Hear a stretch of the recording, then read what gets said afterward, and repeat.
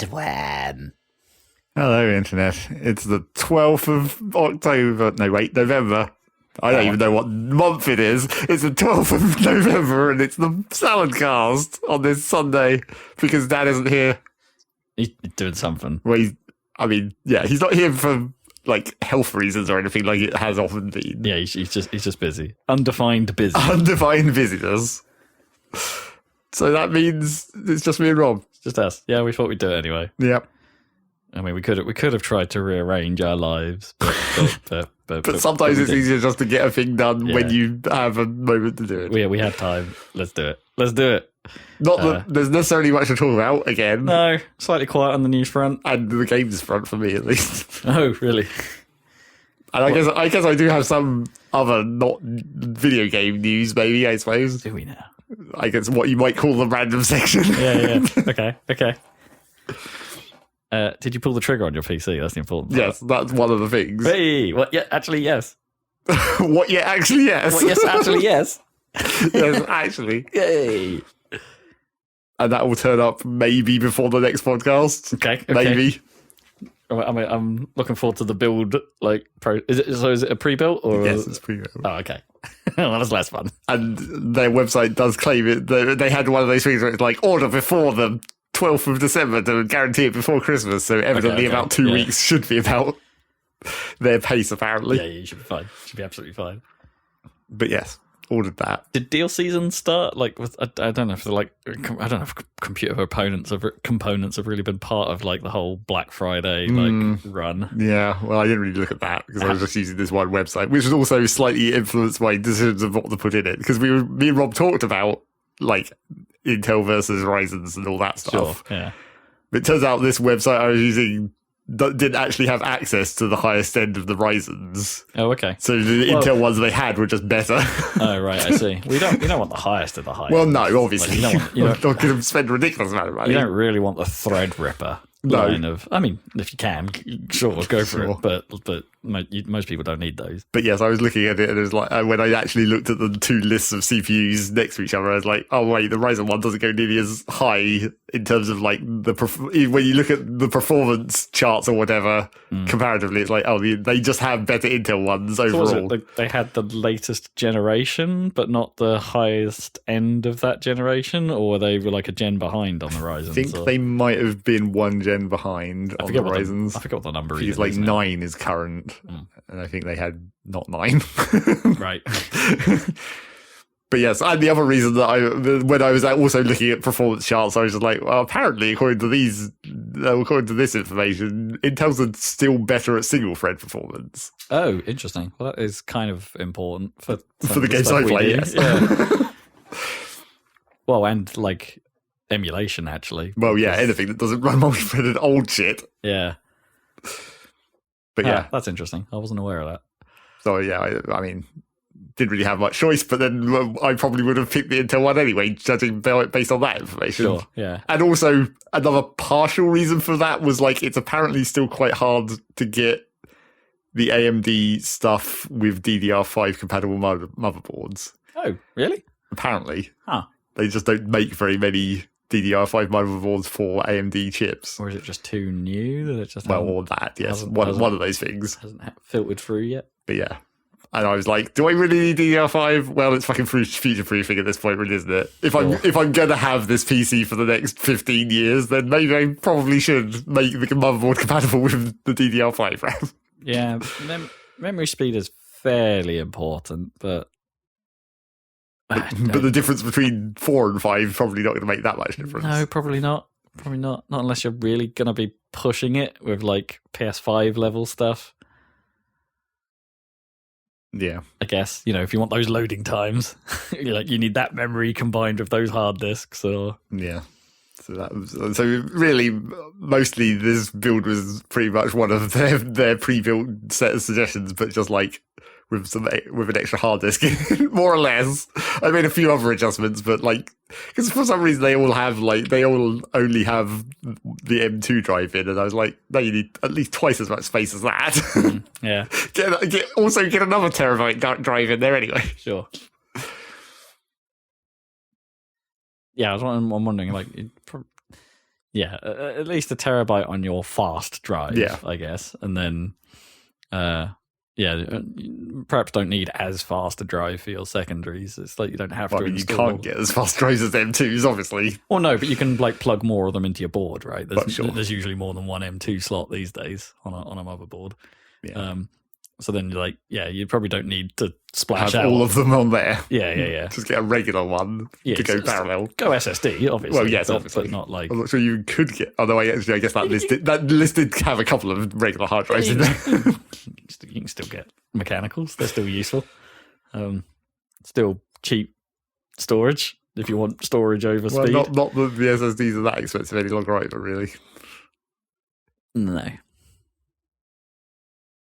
And I suppose they're less likely. Well, it's the thing with SSDs, right? We're still stuck in the old news phase of like, are SSDs safe now? Yeah, I don't really know. Presumably they still fail, but like, who knows how long it takes to get there? I have no experience of an SSD failing yet. Yeah, exactly. Whereas I have plenty of experience with mechanical drives failing. Well, I mean, at this point in my PC, it's just like those drives have literally been spinning continuously. Literally, because I don't have them powered down for like 15 years at this point. Yeah, I mean, yours is that's an amazing metric, really. Like, I've never hit that kind of reliability. Yeah, so like not even close. So basically, if I get an SSD and it fails in like 2 years, then I probably deserve that.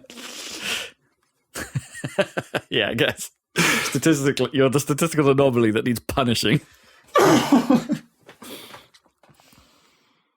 Still exciting. Yes. Well. I'm enthusiastic about getting it, apart from the faff period. Right, yeah. It's like, it's going to be great once I get through like an entire 2 or 3 days of just fixing and installing shit. Yeah. And trying to get shit that I want to work, which may be like, or looking for alternates of stuff that's horrendously out of date or whatever. But presumably it's Windows 11 as well, right? Yeah, so there's... I did go for professional though. Yeah, sensible. Yes, but there is that to contend with as well. Yep. Which the first thing I'm going to do, obviously, is just dig into control panel and be like, what is in here that I can actually modify? How can I un-11 this? How can I unfuck this? Yeah. I was reading an interesting article the other day about how there was someone encountered I can't remember the detail, but they encountered a bug in File Explorer, because one of the things that seems to come up a lot about Windows 11 that just simple things like File Explorer and searching and stuff like that, like just runs poorly on 11. Like they've done something and it doesn't run quite so well. Context menus, because as apps like to add to that right-click menu, apparently 11 has a real problem with that slowing down. Right, because it has to like load all the different options that have been added. Exactly, and I think there's someone discovered what was technically a bug that but after they encountered it, everything else ran faster.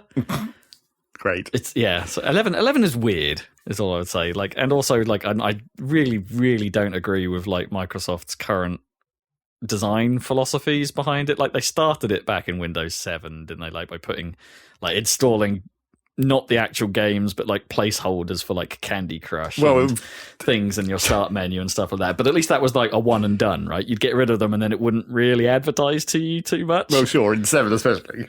And even in 10, it doesn't do it all that much. But like 11, it's just baked in, right? Like suggestions are in your start bar, like just in that first panel that pops up. I mean, that would be one of those things where I do wonder how much that can be like manipulated by people. Right, yeah. And, like, is there a way to just hack that out? And Windows updates will install programs that are basically like toast notifications to remind you to use Edge.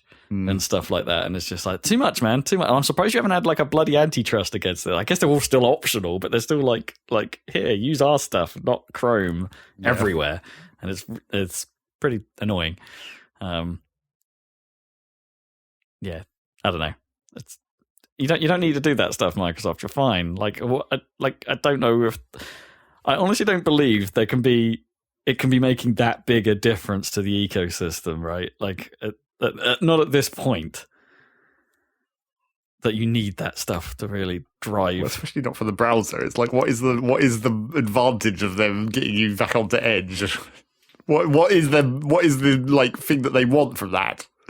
Yeah, is it data because they want people to run their searches through Bing, so they're getting that data that way? Sure, and also the ad revenue from using Bing. Well, sure.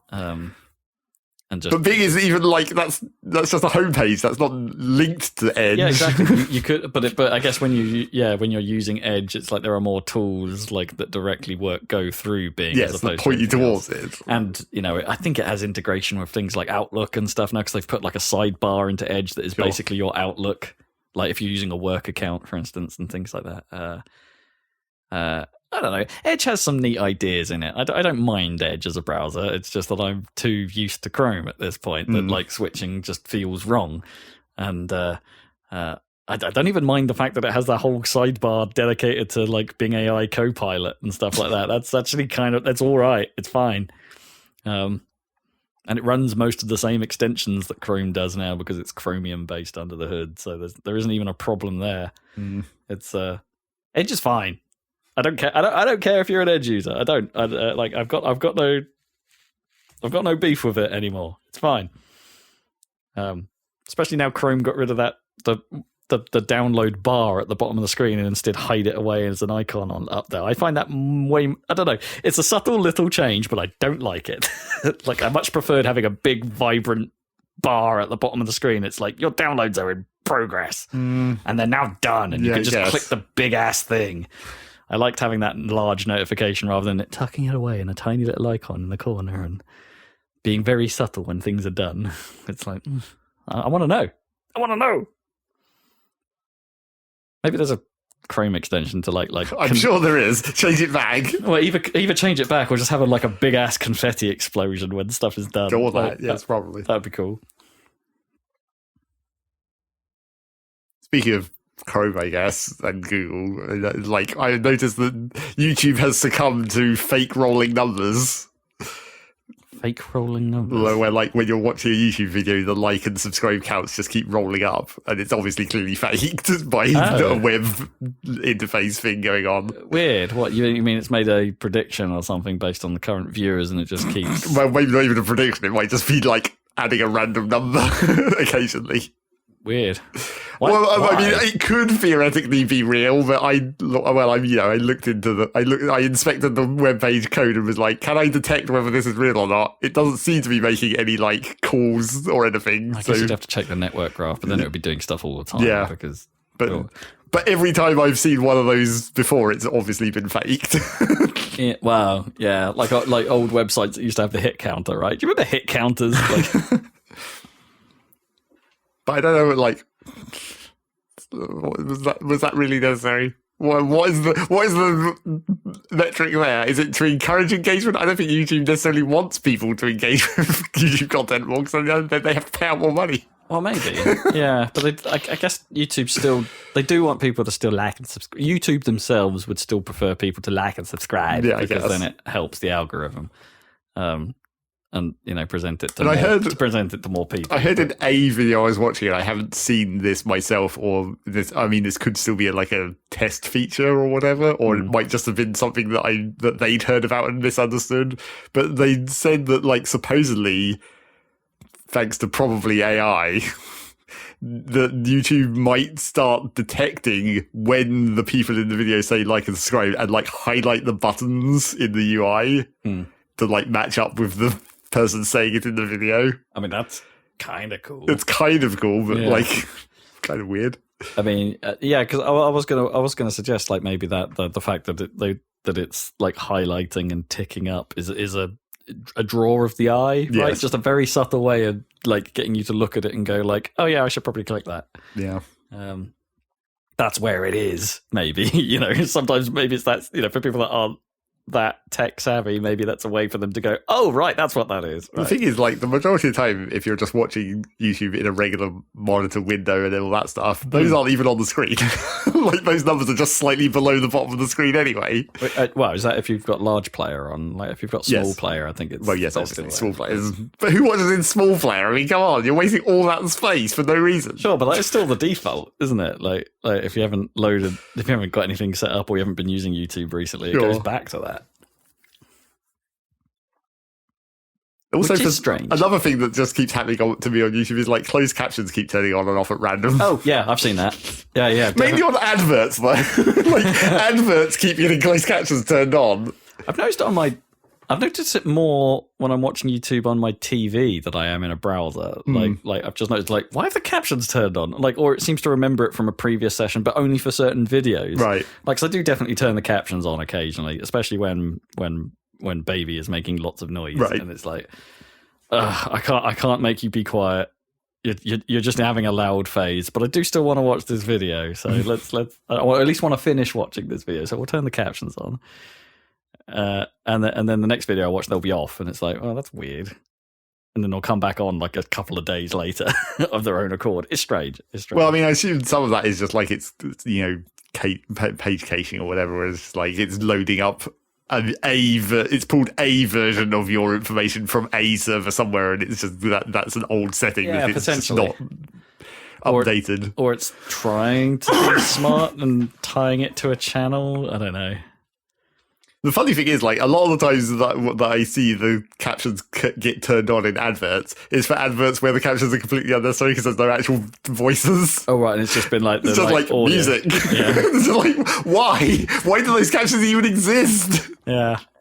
And for some reason, the Google adverts that are advertising whatever, Chrome or some other Google productivity tool or some shit. Oh God, there's so many of those. Their closed captions are like always wrong. Oh, weird. Where it's like, they're all just music again, but it'll be saying stuff like police sirens and upbeat music, and it's like, that's not exactly what's happening right now. So like, how have you got that wrong? Yeah, what do you think Google would put the time in to make their own ads have like proper defined captions rather than auto captions? Yeah, that is weird. Also, that is pretty much like you're talking about the ads you get like on YouTube. Like there are 2 ads now that I get all the time on YouTube. One of them is Pixel 8. Okay, that ad that basically is talking about like changing people's faces, right? And has that "look at you, now look at me" music that like. So that's now embedded in my brain permanently. By the way, I think that's a really creepy feature anyway, that whole, like, I'm going to change a lot of the instant photo editing stuff is getting a bit weird now. It's getting a bit, like... There's already deleting background people, but now we're just like, let's edit the background people. Yeah, none of your memories are real. We've edited them all for you. Like, it's getting a bit funky. It's getting weird out there, people. Anyway, there's that. And there's also some, like, business... Like, I mean, I think it's a LinkedIn ad, actually. I'm not quite sure what it is, but I just know the music from it because it's just like there's one of those like 5-second stabs that you usually get, those unskippable ones, and it's I think it's a LinkedIn ad. For like, I can't remember the last time I actually used LinkedIn, so that can't be like targeted ads. Don't know. It's weird. I don't know why it's those 2 specifically. I guess I am an Android user. I mean, I don't have a Google phone. I'm back in another giant crop of shit mobile game ads at the moment. No. They've re-uploaded another 100 each or whatever, and so I'm just plowing through them. Although for some reason... I don't know that I would mind the ads so much if I had more of a variety, but it's literally those 2, like, every time, and it's been that way for months. I have the opposite problem, where it's like, I have a huge variety of the same advert. There's like 100 different versions of this goddamn one advert for this one game. Yeah, you've talked about that before. That's funny. I think I'd mind that less. For some reason, though, I don't know what changed, but like, so I'd already turned off personalized ads ages ago. But for some reason, now I can't block ads any longer. Like, I think you have to turn personalization on to be able to block ads. You can still report ads, but you can't block them. Oh, what you mean? You mean flat? Tell, as in not ad block them, but the ones the tell Google, I don't want to see this particular ad. Yes. I mean, maybe. I initially thought it was because I'd abused that too much. Like, I've been blocking so many ads, it's like, we have to stop this guy blocking ads. See, I came across the first instance of, like, where my ad blockers, my actual ad blockers failed on YouTube. Well, they're trying to fight that at the moment. They are trying to fight that, because YouTube put up a warning basically saying, please, you're not allowed to ad block our site, to which I'm like... Who says that? I don't know that that's true. That's a slightly weird statement to make. Yeah. And it put up a big dialogue on screen saying that, and I'm just like, weird. I could dismiss the dialogue and it carried on normally, but the fact that it put the dialogue up at all was slightly weird. Well, I mean, plenty of websites do that, right, to try and encourage you. And there are a few that actually that I will never return to that put up the warning and then actually manage to block you from getting to the content behind, which, is a bit scummy. And sure, I should probably support some of the sites I watch, I go to. And there are some sites I will turn ads on when I know those ads aren't super intrusive and horrid.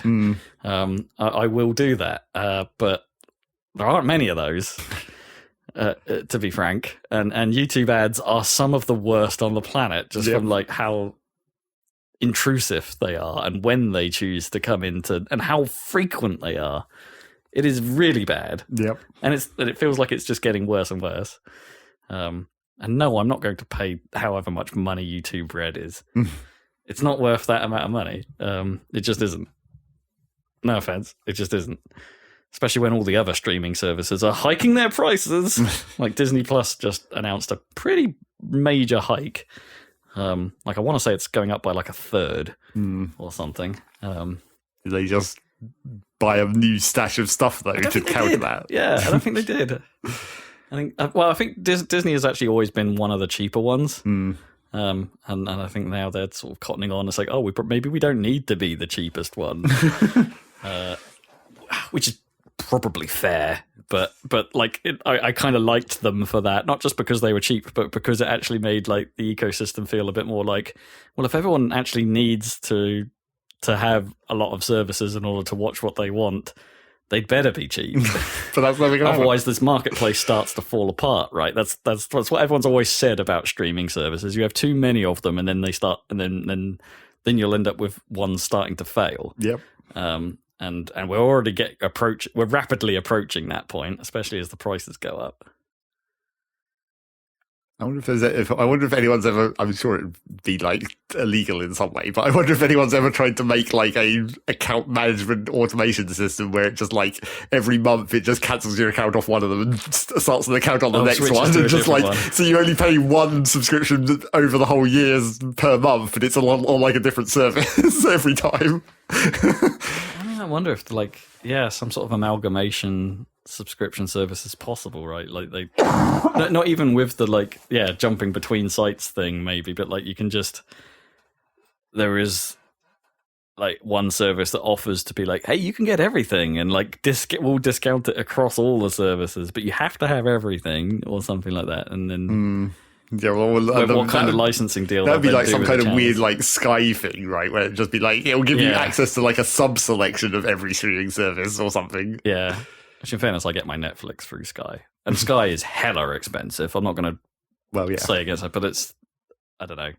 I'm old school. And, I like the fact I can have like TV the way TV is supposed to be. I should probably investigate in Freeview, but Freeview boxes just aren't as, even though Sky boxes are kind of crap, in several ways. In multiple ways, and their search functionality is terrible.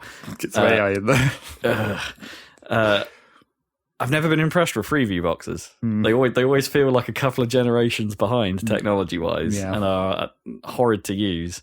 Even though the TV is there and they'll record just fine and stuff like that, I can't quite bring them to, and I can't let go of having old school live TV. I just can't. There's a bit of me that likes it. I like channel hopping through sport randomly every now and then, or watching some weird thing that I'm just like, oh, they've got this. That's interesting. Let's watch that for a bit. But the fact you even have sports channels is sort of an accident. It's sort of an accident, yeah.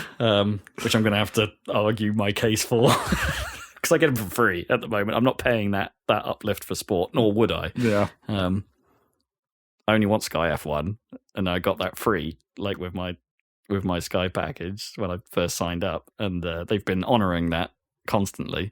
And when they decided, no, we're not going to anymore, I kicked up a fuss, and they were like, well, we can't do that without giving you all the sport. And I'm like, we'll do that then. And they did, which was nice. Yeah, helpful.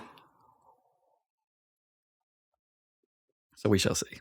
But yeah, I get my Netflix through that because it's actually cheaper to get Netflix through Sky than it is to get it separately. Oh yeah, and then one more type of advert on YouTube that I have seen at least a couple of recently. clearly AI generated Elon Musk adverts. Oh, really? Where people are just using an AI generated Elon Musk voice to advertise their bullshit scams. It's just like, well, that one's going to get an actual report. Not just a block. That one definitely needs a report. Yeah. Because that's clearly a scam. Yeah. In the most obvious way possible. How did this advert even get into YouTube's system? I used to get quite a few of those, like, oh, you should follow my plan to. I mean, there's tons of those for financial investment Yes, and stuff like that. But I haven't seen one of those for literally years. But I used to get loads of those. I mean, that's what those AI generated Elon Musk adverts actually are. If you understand what the AI voices say, it's basically the same one. It's just one of those, except with fake Elon Musk on it, right? To make it look more legit. Join my pyramid, even though it's really obviously AI generated. All right. Here's the thing: one day they're not going to be really obvious, are they? Well, maybe. I think, like, I think with a certain amount of smarts of you being able to recognize, hey, they're selling me some bullshit. Well, sure. Like, that's going to be difficult to. But I think at a certain point, you just have to assume that, like, every celebrity endorsed thing is fake. Like, because that's probably likely to be the case. Does that devalue celebrities in the long run? Maybe. I mean, they kind of wanted to devalue them when the SAG-AFTRA strikes were happening, and they just wanted to take everyone and make them an AI. Right, get rid of the actors entirely and just have AI versions of them forever. That's over now, by the way. News, I suppose. That is news. Not really related to video games, really. I am well aware of that situation, because obviously it affects the business I work in. Yes. But the strikes were finally over. Did they get what they wanted? I assume they must have done for the. Apparently, they got most of what they wanted. Yeah, yes. Which is as much as you can, I guess, hope for when you're a union. But yeah, I need to look into what exactly. Yeah, well, I don't need to, I suppose. No, but it's interesting nonetheless to know what they got, and what more interesting, what they didn't get. Yeah, that they were asking for. But it sounds like the AI thing, at least. They're not going to be digitally scanned and used forever. I mean, it makes sense, doesn't it? I like you should really be able to opt into that, or legally require family members to opt into it, or something. Some arrangement for that. Like the example that comes up a lot is that was Val Kilmer had to be remade, or his voice was AI generated for the last Top Gun movie, right, and stuff like that. And it's like, his voice is fucked now. Yeah. I guess it's a little different because he's still alive, right? But can't talk. So. But I mean, it's just likeness rights. Only there's a new version of likeness rights now, where you can use computers to do it. Exactly. But it's fine though. Everyone just needs to go to Keanu Reeves, who seems perfectly happy with everyone using him. So Well, I'm sure, but I'm sure he's still getting paid for all that at this point. Yeah. Mate. Well, maybe most of it. Maybe, yeah.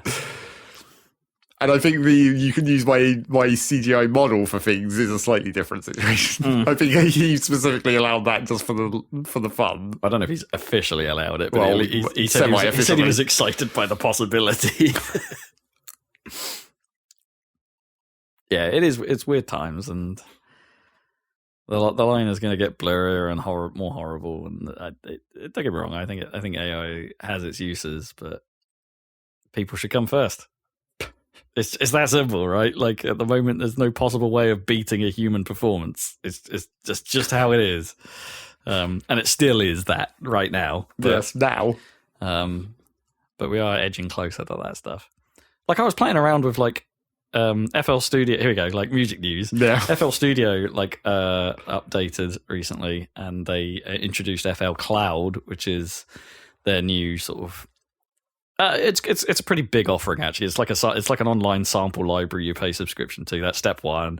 It's online distribution from DistroKid baked in as well. Step two. This isn't an ad, by the way. I'm in FL Studio land, so this is all interesting stuff. But some of the stuff they've added to it is you can use AI to rip the stems out of a bit of music now. So you can. Well, that sounds like a copyright nightmare already. Yeah, 100%. Like generating acapellas, for instance, so you could remix them and stuff like that could be fascinating from that. Like, it's obviously not perfect because it's nearly impossible to reconstruct the original sound from a mastered bit of music, right? But it's pretty good. Like it's remarkable. Like some of the stuff you can do, with that. And like one of the other features they've added is AI mastering, which historically is something I suck at. Right. But it's actually prompted me to learn to do it myself because I can use an AI I can use the AI feature to generate something, and I'll listen to that and be like, oh, that's really interesting to hear what it did to that. I like this, I like that.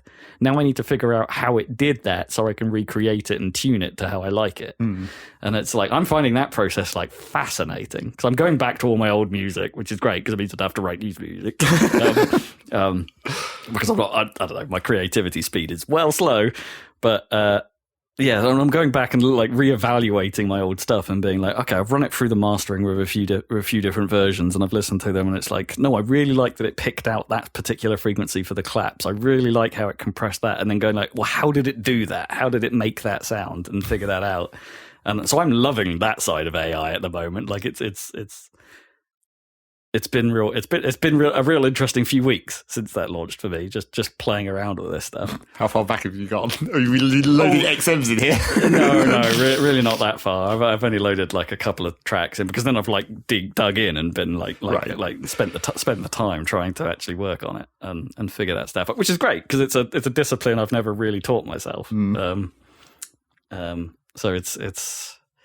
I am thankful, FL Cloud. I'm highly tempted to subscribe once my free trial has run out. I'm tempted. I'm hugely tempted. It's great. It's fun.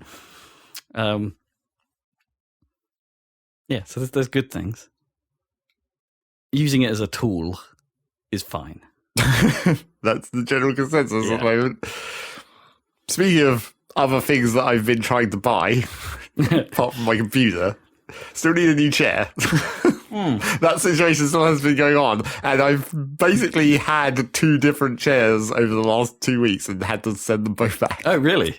Because God damn it, we're like, so at this point we're like, where is a physical store where we can go and look at these damn chairs? I mean, like nowhere. No, exactly. Like it's so inconvenient to have to ship a whole chair to you, assemble it, sit on it for like a couple of days, and be like, no, I don't like this. So what happens when you don't? Have you had to be fully disassemble it and try and get it back in the package? Yeah, pretty much. Ugh. Yep. I mean, at least with the secret lab chairs, like they give a nice spacious box that's clearly well defined where stuff goes. The boxes haven't been too bad for these 2 chairs we've done. The problem is that these kind of chairs, where like or like office-esque chairs that have the piston in the middle for the height, those like mostly they're not attached; they're just wedged into a hole on both the bottom and the top. Right? Yeah, same. Which makes them fucking impossible to get back out. Like. Because they go in and they're meant to stay in, because that's kind of the point. Right.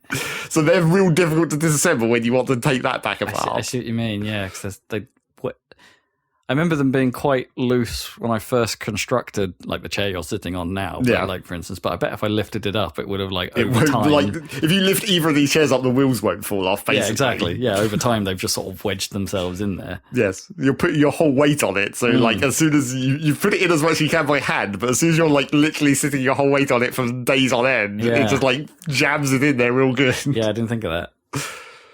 So yeah, that's been a pain in the ass. The first chair I did like. Well, my big problem with these chairs in general is like I want arms that get out of the way. Yeah.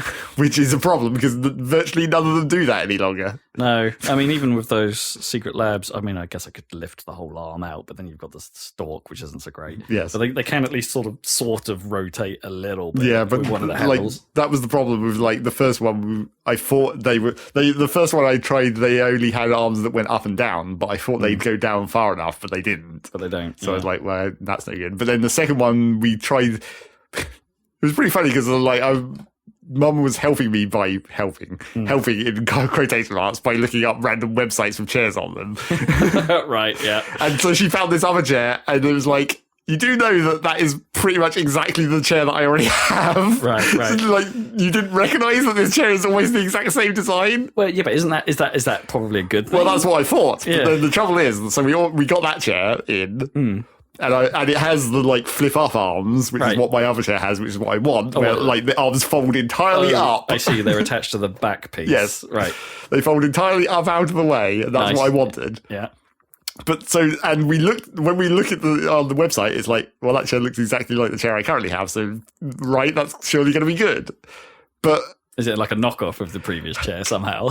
Well, who knows what manufacturers actually make these chairs? Yeah. But the thing is, like, I think the new chair is from a Japanese company, and I think the like images of it are like basically photographs in a Japanese setting because it's like smaller than my chair. Oh wow! Okay, so it's like you don't notice, but it's like an inch shorter, and everything is a little bit smaller, a little bit cramped. And it's like, oh, this is no good because it doesn't go high enough. That's really interesting. I'm tall. Yeah, I could totally see that. In fairness, it's the same thing, I think, with like even these chairs, right? They come in multiple sizes, but it's sized in all dimensions. Right, yeah, it just gets bigger. Yeah. But yeah, so we had to get rid of that one as well. So at this point, I don't know what the fuck I'm doing with these goddamn chairs. No, I did end up looking, I just put into Google, like, office chairs in Ipswich. Right, yeah. And be like, okay, what will Google tell me? And it's like, well, I guess apparently Glasswell still have office chairs in their actual physical store. So I guess that's the one place I can go and maybe see about sitting on an actual chair. I guess they'll be a little bit pricey in Glasswell. I'm sure. But I mean, if you can find something that works and then like maybe try and look it up online. Yeah. Well, maybe, yeah. If you can, well, I don't know if like Glasswell's probably make all their own stuff, right? They're one of those. Maybe. But if you can find a similar thing, but even... Because at least then you know that the design works for you, because that's half the problem with these chairs. Sure. It's like until you sit in them, you don't even know. Yeah, because I mean, the only other thing I can think, like the last time I tried all that stuff was IKEA, right? Because obviously they have everything out. Yep. So somewhere in the store, you're going to find what you're after and give you a bit of try it. And I sat on their gaming chairs and then decided, nope, not for me. Even though they looked kind of like, you know, they were cheap enough, and I wasn't really. I've never needed or even desired to have super expensive chairs before. No. But in that particular round of chair hunting, every chair I sat on felt awful. Right. Every single one. So in the end, I took a punt on an expensive chair, and it was fine. But that was the. And then when I was doing that Google search, I also. It came up with the Staples website, because obviously they don't have a physical store any longer, in Ipswich anyway. But like, so they came up with a website version, and that was where I got that last chair from. Right. And they definitely don't do that type of chair any longer. In fact, none of the chairs on the Staples website have arms that lift up any longer. So I literally can't even from the same place that I got that one buy a similar functioning chair. Yeah, I found that happened to me, like, because that was how we ended up with my chair prior to the one you're sat in. That was went to Staples. They no longer stocked the one I had previous to that, which was fine until it fell apart. Yeah. And was really cheap actually, but pretty comfortable until it fell apart. And then it's like, well, they don't have that anymore. So try and find the next best thing. And then, I mean, the one I ended up was fine. It was okay, but it wasn't as good as that initial one. Right? Nope. I don't know how it's so like, why are they so bad? Yep, that is the question. Like, even sometimes like a basic, like, well, I guess what is now considered a basic office chair would probably be acceptable. But even those are quite hard to find unless you're going through an office wholesaler. Right. Like, so the ones we have at my place of work, they're actually pretty comfortable, right? They're mesh backed, like, but fabric bottomed, a bit like a standard office chair. The arms can't get out of the way, so you'd be stuck with that problem. But they're pretty comfortable. I mean, they're ugly as hell as well. They're like green. Okay. Not a great selection of colours. But they're pretty comfy. And it's like, well, where can I get hold of one of these? And I never found one. When I was looking, like, right, so they only sell to business. Yeah, I think there is a bit of that. Not for consumers. They're missing a trick.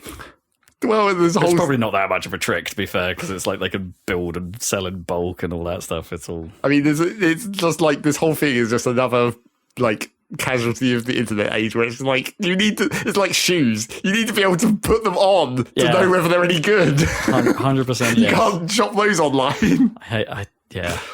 I have done it, and I have got lucky with shoe shopping online. In fairness, but there's plenty of times where I put a shoe on that you see in a store and you go, that is exactly my size. That looks exactly my style. Let's put it on. Oh my God, this hurts immediately. Yep.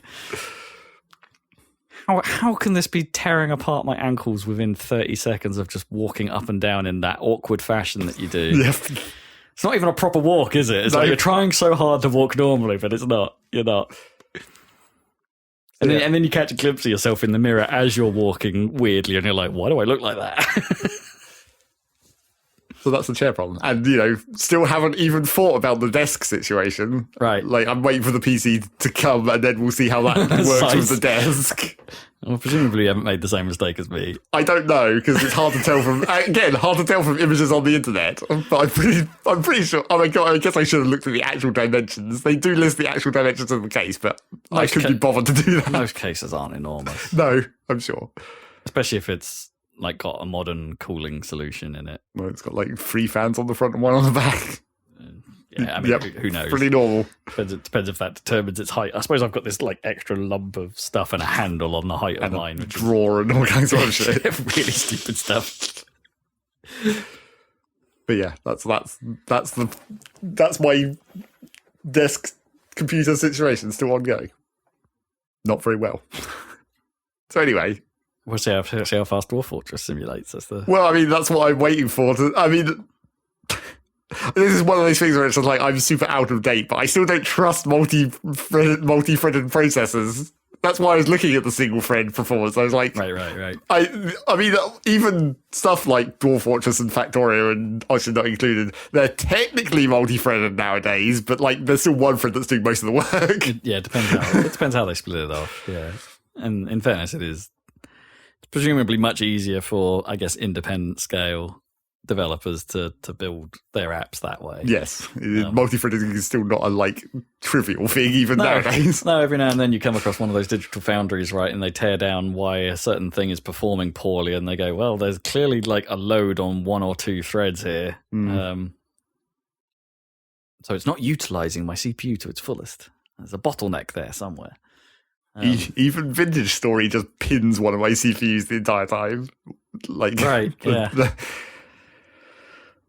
I tried messing around with original Xbox emulation a little bit this week as well. And the system's not nearly powerful enough for that. But that's because of a single-threaded problem, right? It's emulating the OG Xbox, but it's doing it on a single thread, and obviously with all the overheads that come with it. And struggled too much. There's some stuff I got to work, but certain applications just really drag it down. I just can't handle it. So that will be the interesting thing when I get the new PC. It's let's load up my most advanced options not included save and see how much better the frame rate gets, hopefully. Given how old your machine was, significantly. You'd hope, but the trouble is that even people who have good computers talking about that game, they're it chugs down eventually. But what does eventually mean? And how bad is chugging to them? Sure. Because obviously I'm very non-sensitive to frame rates, as has been discussed several times, which is why I'm still using this ancient PC, because I don't even really care that much. You're pretty resistant. It's what happened to the PC before this, when I was playing TF2 at 15 frames a second and I was totally fine. How? That's absurd to me, that is. That game would be unplayable at anything below a nice 60. You must have played it at below 60. The first times. I have. I didn't enjoy it as much. But you wouldn't have known. Well, and I went through a phase as well where I upgraded one PC during our TF2 playing system. I say upgraded. I doubled its RAM and then ran into a problem with the motherboard in that it didn't like that amount of RAM and lowered the speed of it. Right. Which in TF2 was an absolute killer for some reason. Most things were fine, but Team Fortress really hated it. And that started costing me frames when I upgraded, and it's what is going on? And it's that was it. And that wasn't a fun time. I undid that modification, right, and found a way of making that work a bit better. But I used to play it on my work PC. There was a period of time where I'd play TF2 at work at lunchtimes because they were pretty nice to me at that job. And that was a subpar experience. And I mean, I was playing at 15 frames a second in 4x3. That was how hardcore I was. 15 is really low, though. That's like worse than Ocarina of Time low. It's fine. Oh my god! I'm not sure I can go back to that. I mean, that's like going back to the N64, which is like you go back and you're like, how did we even manage to do anything? I've been thinking about doing that as the next two consoles to get out of the loft for me are the N64 and the OG Xbox. Right. So it's yeah, I do want to return to it. I want to go back and play all the really dumb stuff on the N64 stuff, like probably the least played things that I've got. Go back and actually spend some time with them properly, and then try and work out why I didn't play them very much at the time. Well, you will either find out real quickly, or it will just be one of those things where it's like I was dumb in the past. Yeah, or I didn't really understand why this was good, or why. Oh, I don't understand why I thought it was good. That's the bit I'm most worried about. It's like I'll go back to some of those and be like, why did I think this was good? Yeah, maybe. So anyway, news. Let's move on, I suppose, unless you have any other random to bring up. No, not really. Okay. I'll wait for Dan to come back before I say I've watched one episode of Ahsoka. But, oh, okay. Star Wars. Yeah, Star Wars. But, I'll get a little bit further on that. I'm hyped for the Scott Pilgrim. Oh, anime. right. Yes. That's out in a couple of weeks. Looks real good. For, the exact same story again. Yeah. It's like, that's not... Well, presumably like the longer version. Well, and I never fully read all of the actual graphic novels, right? Sure. So I'm sure there'll be some stuff that I'll find interesting. Yes. So news. I mean, what's been going on in video games? Not much. Yeah, I mean, usual holiday release season. Well, yes, Call of Duty came out, and there you go. Yeah, Call of Duty came out. That's how you know it's November. I haven't really been able to judge what the sentiment on this card is. Well, people say it doesn't work good, I guess. Oh, really? Supposedly. And also the campaign is bad, but, that's Call of Duty, really. Yeah, it hasn't really looked from the outside looking in like COD's had a good campaign for a long time. No. Because people didn't expect it to, so why do people keep complaining about it? Yeah. I mean, there was one or two that were good, and then for some reason that got ingrained in people. Well, they always feel like they have potential, right? It's like, in fairness, like all through the initial, the heyday of the Black Ops, the early Black Ops era, I guess, like Black Ops 1 and 2 were great. I legitimately think those campaigns are pretty great. But then everything after that hasn't really... I mean, Advanced Warfare was fine. And then Infinite Warfare was less so. And I haven't played a COD since. Yeah. I don't know. There's a bit of me that's like the new Modern Warfare campaign. At least what they showed of 1 and 2. There's an intrigue factor, right? Because I played those ones back with the originals back on the 360 days, and there's a little bit of me that's like, it would be cool to kind of go back to those. I remember COD 4 being good. Yeah. And enjoying that quite a bit. So going back to Modern Warfare 1, the remade version of that does hold a little bit of interest. Yeah. But to hear that it then peters out, that's got me less interested, because it's like, now I don't want to get invested in a storyline that's clearly designed to go over a trilogy now. Whereas, COD 4 at the time, you were just like, well, you had no idea that there was going to be a trilogy of these. Neither did they. No. So that's COD. That's not news. It's not really news. It's the same as it's been for years. The only news with COD, right, is that this wasn't supposed... And it's not new news, was that this one wasn't supposed to be a full game. Right? Like, they were going to controversially Which is probably why skip the a year. campaign sucks. Yeah. And there's talk that they were crunching on this to get it done and stuff like that. So, But how unusual is that?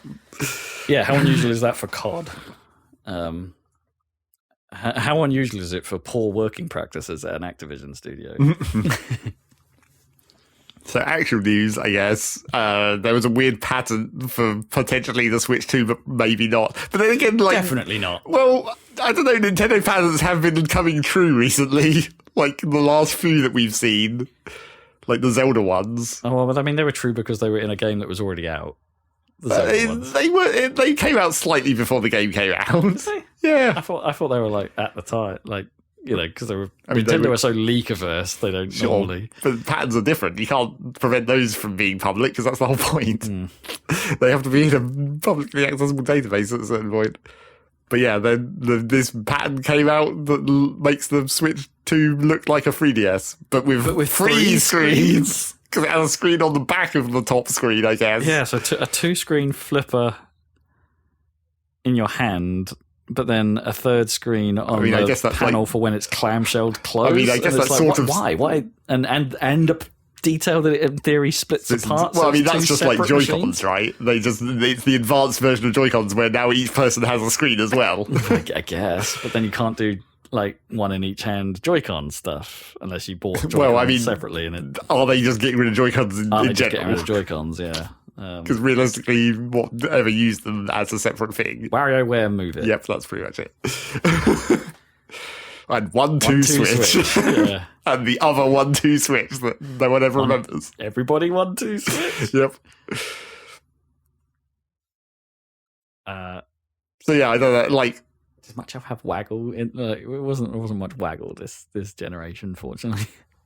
Well, I mean, it's not a lot of pointing. No, I mean pointing obviously is like. I guess Ring Fit is a a successful one. Specific like use cases like I know the Toy-Cons or whatever. Oh right, yeah. Very specific things that you could do with the Joy-Cons. Constantly forget Labo existed. Yeah, and then when I see it, it's like, oh yeah, that was kind of cool. It was a kind of cool thing. The classic Nintendo technique of making this whole gimmick that no one ever does except for them, like once. Yeah. Whoever remembers that there's an IR sensor on the bottom of the left controller that you can use to look at shapes? I mean, I do, but there are so many like times where people seem like baffled by the fact that exists, and the number of YouTube videos you see. Like, did you know it had this? Yeah. And I'm like, yes. Well, it was in the marketing right from the start. Yeah, exactly. But no one used it apart from Nintendo, like twice, and they were both 1-2 switch. Yeah, and nobody has made like Wii style minigame collections for Switch, right? Even though it would be totally capable of it. Yeah. Well, apart from maybe, how would they do I guess the one thing the Joy-Cons can't do is the Wii controller's distance to the screen thing. That was always like the worst part of that controller's unless you fidelity could anyway. use the IR thing, like turn the controller around and point the IR at the screen. So it could see the screen and make a judgment. Yeah. But it would have to know how big your screen is. Well, yeah, you'd have to work that out somehow. Yeah. Which is kind of how the Sinden light guns work, right? They that's why they put a border on your screen to try and make it easier for it to tell. Or maybe the Switch's gyroscopes could be sensitive enough to just like sense distance physically. Oh right, maybe like the maybe Motion Plus would have been enough to figure that out. Maybe. But anyway, yes, this weird. Not that there are many good examples of that functioning. But that was an add-on. That wasn't built into the actual system itself. Remember that Sonic and the Secret Rings minigame? Yep, we sure do. Totally failed to measure that correctly. That wasn't even with the Switch. That was well before the Plus. Oh, that was before the Plus. Yeah, that was using the Wii. That was trying to do it the normal way. That was doing it pure IR. Yeah, and failed miserably. Yep, it was hilarious. So anyway, the Switch 2. I mean, it's more Switch 2 rumors about like it's happening for real, but maybe not in this weird patent form. I don't believe at this point that Switch 2 is going to be of any, in terms of like weird gimmickry. I don't think it's going to be any different from Switch 1. Well, I'm like wondering whether they are just going to get rid of the Joy-Cons, where it's going to be like the Switch Lite. I mean, yeah, they might. Yeah. And then sell motion controls separately if... Well, just keep the Pro Controller with the motion controls in it. And then just have that why would they... Yeah, maybe they... I mean, yeah, I was about to say why, but then also that was a bit... They've probably got... They would do that if the Switch Lite numbers were good enough, right? And be like, well, we don't have to spend that money. Well, I mean, maybe on complicated controllers. Maybe the like concept just didn't succeed like they wanted to, because like obviously being able to use them individually. Yeah, like the whole idea of the original Switch marketing and everything was like, you're going to hand this Joy-Con to your friend, and then you're going to play a 2-player game with 2 tiny Joy-Cons as controllers. I think I've done exactly once. Yep. But like, if that fell through that badly, where they just like, okay, fine, people don't want that, we'll just fucking get rid of the Joy-Cons. I did that exactly once on a train, in fact, and put my console on a shitty stand. On a shitty stand, yeah. Yeah. And tried to play Smash Brothers that way. Yep. It was not the best way to play games, obviously. And in fairness, I haven't got a flat rooftop on which to try. Well, Dan can, apparently. On his balcony, I guess. Or the roof that he can supposedly get to. Ah, interesting. As we keep mentioning. We should do that. We should just go up to his roof and play Switch. Have a Switch party. Yep. Just us three. With our free Switches. Hey, everybody, crowd around and watch us play NBA or whatever the demo was. Yep. So that's Switch 2. Xbox, for some reason, don't want you using third-party controllers any longer, apparently. Yeah, this is pretty weird. And rightly so. A good portion, especially the fighting game community. I was about to say a good portion of the community. The fighting game community, in particular, have kicked off being like, but what about all our fight sticks? What about all our fight sticks? Yeah, those things are expensive, and we have a tendency to use adapters to make sure we can still use them. I was really considering buying an adapter so I could use my fight stick with my Series X recently. Probably won't now because it won't work unless those companies do deals to get them on the authorized list. And I don't know. There's an element of, okay, I can see Microsoft wanting to keep the ecosystem happy and cut down on macro controllers and cheat devices, essentially, that can just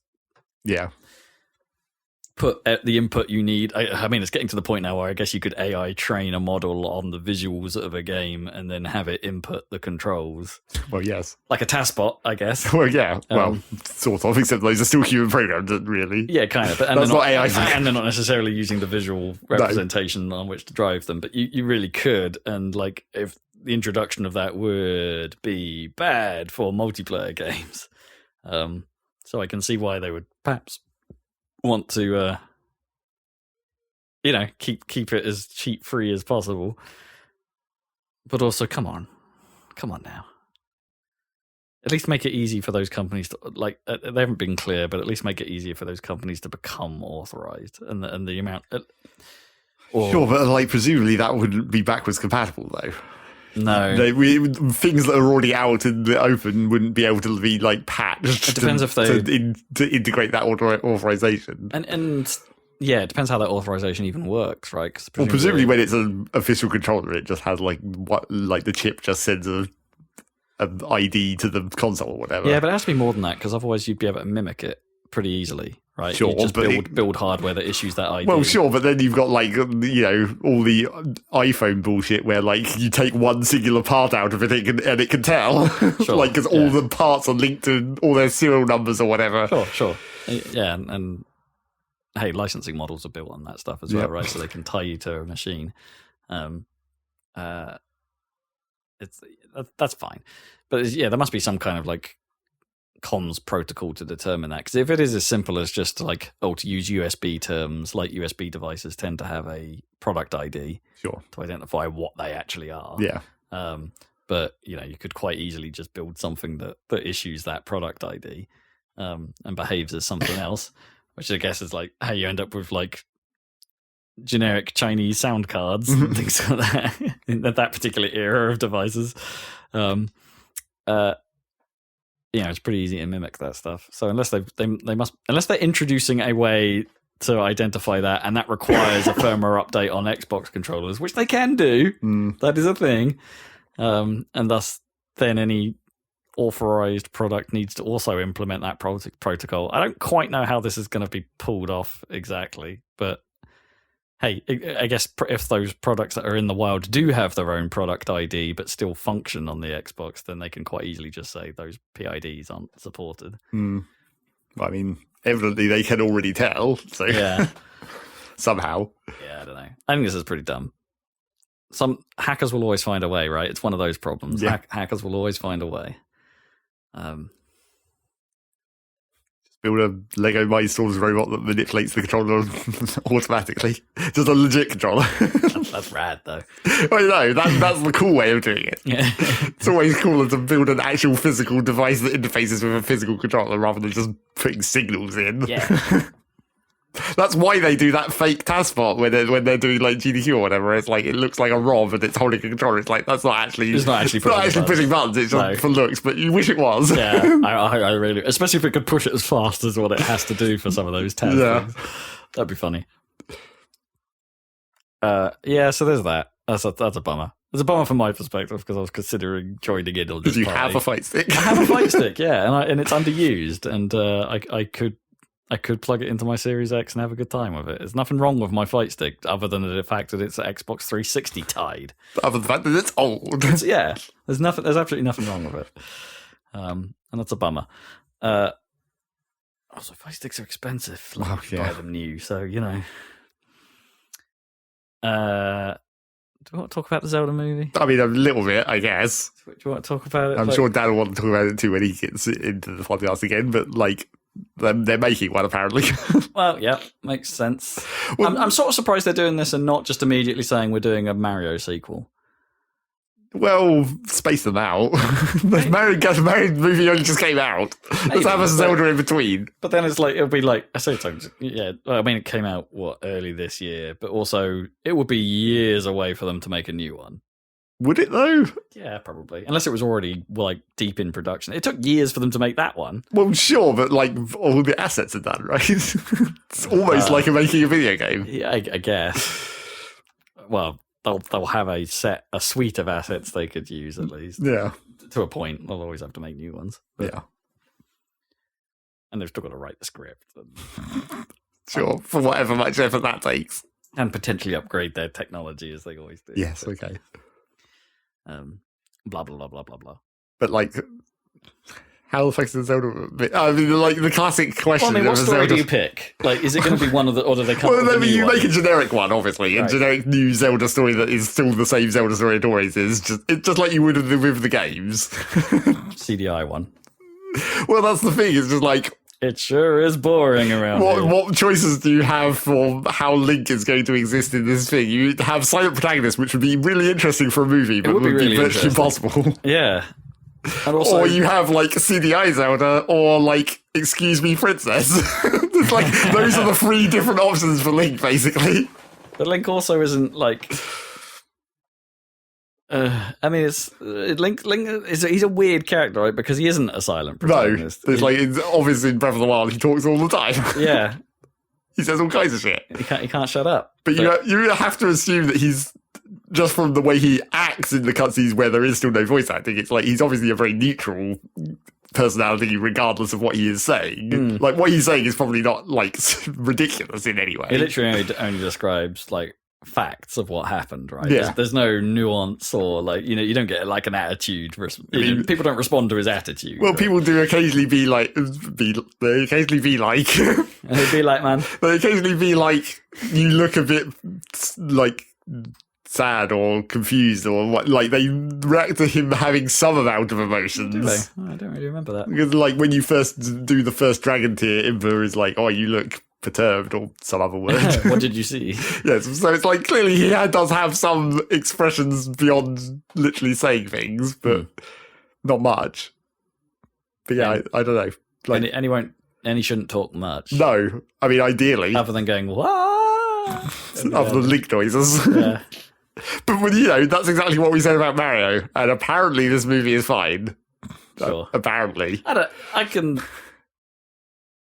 think Mario talking is more of for some reason in my head Mario talking is more acceptable. Maybe because we had the Mario Super Show. I don't know. Like, well, no, and the old cartoons. I mean, Mario talking is acceptable because it's and he also occasionally says words, right? Sure, in the games, yes, he actually has a voice. Yeah, but like it's acceptable because he's obviously, like a cartoon character and therefore is fine for movies to have one-liners or whatever. Like, that makes sense. But whereas Link, who's like this silent protagonist, except he isn't silent, except he doesn't really, emote much.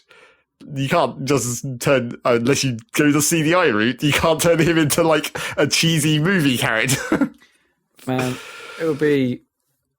They would never do this because it wouldn't appeal to kids mainly. But it would be really cool if they did lean into the silent thing. So he had, like, you sort of join him and he's already started the quest. You know, it's a little bit in media res. So he's like already sort of and they can do flashbacks with voices and things like that with other characters talking, right, like they do in Breath of the Wild. But they just tell this entire this very solo, very like you're on your own in a dangerous land. Yeah, I mean, like you said, that doesn't work for kids in the slightest. Not at all. Because you have to be able to like interpret what's going on purely through the visuals without just being told. Exactly, which is what the problem with kids is. It would make a rad movie and an interesting if nothing else, an interesting adaptation. But like, they would never do that. No, it's not Nintendo enough. But yeah, I don't know. I like.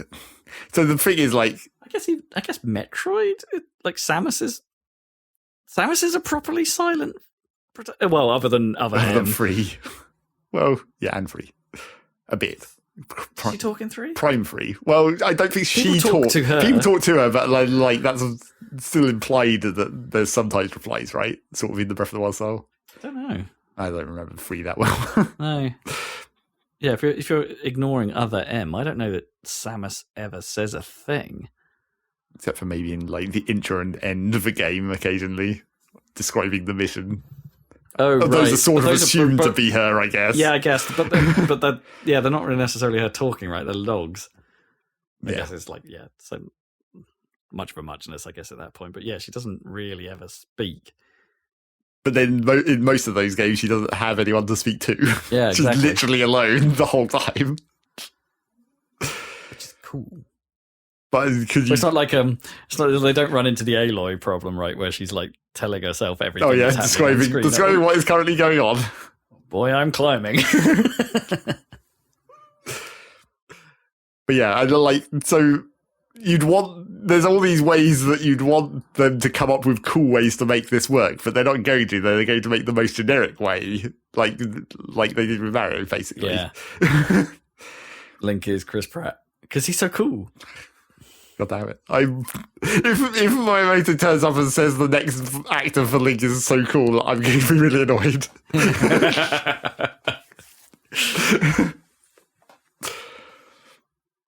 They have to do the Breath of the Wild, Tears of the Kingdom world version. I don't know if they do. That would all. I mean, again, I would love there to be Robbie and him having an electric guitar. Sure, you'd like there to be these characters, and for him to be Nicolas fucking Cage. I don't think that would work. No, like mad scientist Robbie is Nicolas Cage. No, I don't think that's the right personality. No, oh man, I think that's 100% the right personality. Because he's probably the most unhinged like science person. Yeah, but he's not unhinged in that same way. It's the wrong kind of unhinged. Oh, mate. But yeah, I mean, they could do that world, but I don't think. I think that introduces too much complexity, even for the. Like I said, they're going to do the most basic thing. They would have to. They would take the characters, but pare it down massively. It wouldn't necessarily be that story, but I can see them lifting like that form of the characters. Well, yeah, maybe. Watch the internet go crazy for the next iteration of Pura. Well, I mean, for any woman in that role, and you'll be good, basically.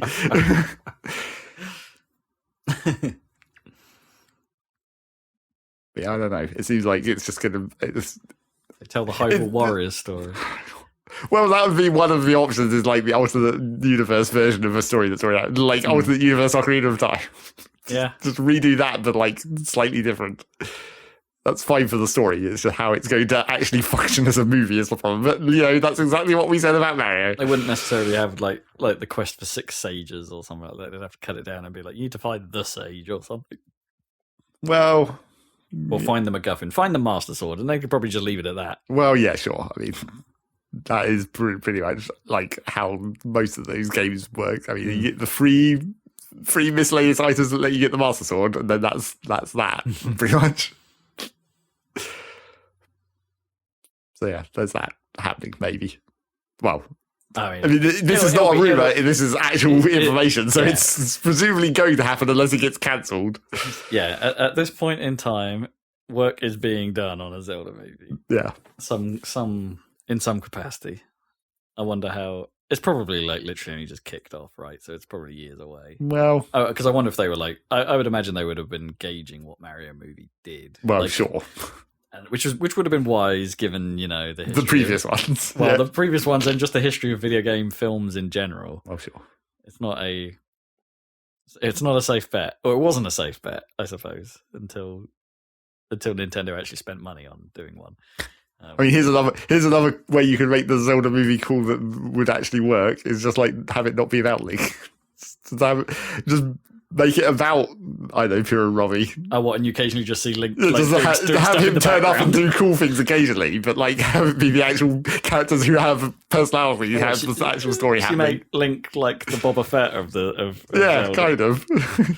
He just shows up in the fights. That would be kind of funny. Yeah, he's just there as muscle.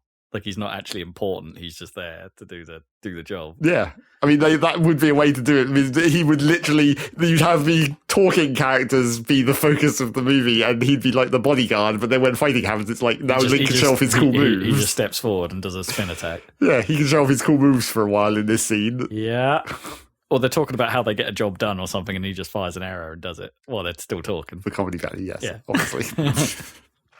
How are we going to get up there? And he's just like, and you just see him in the background just go,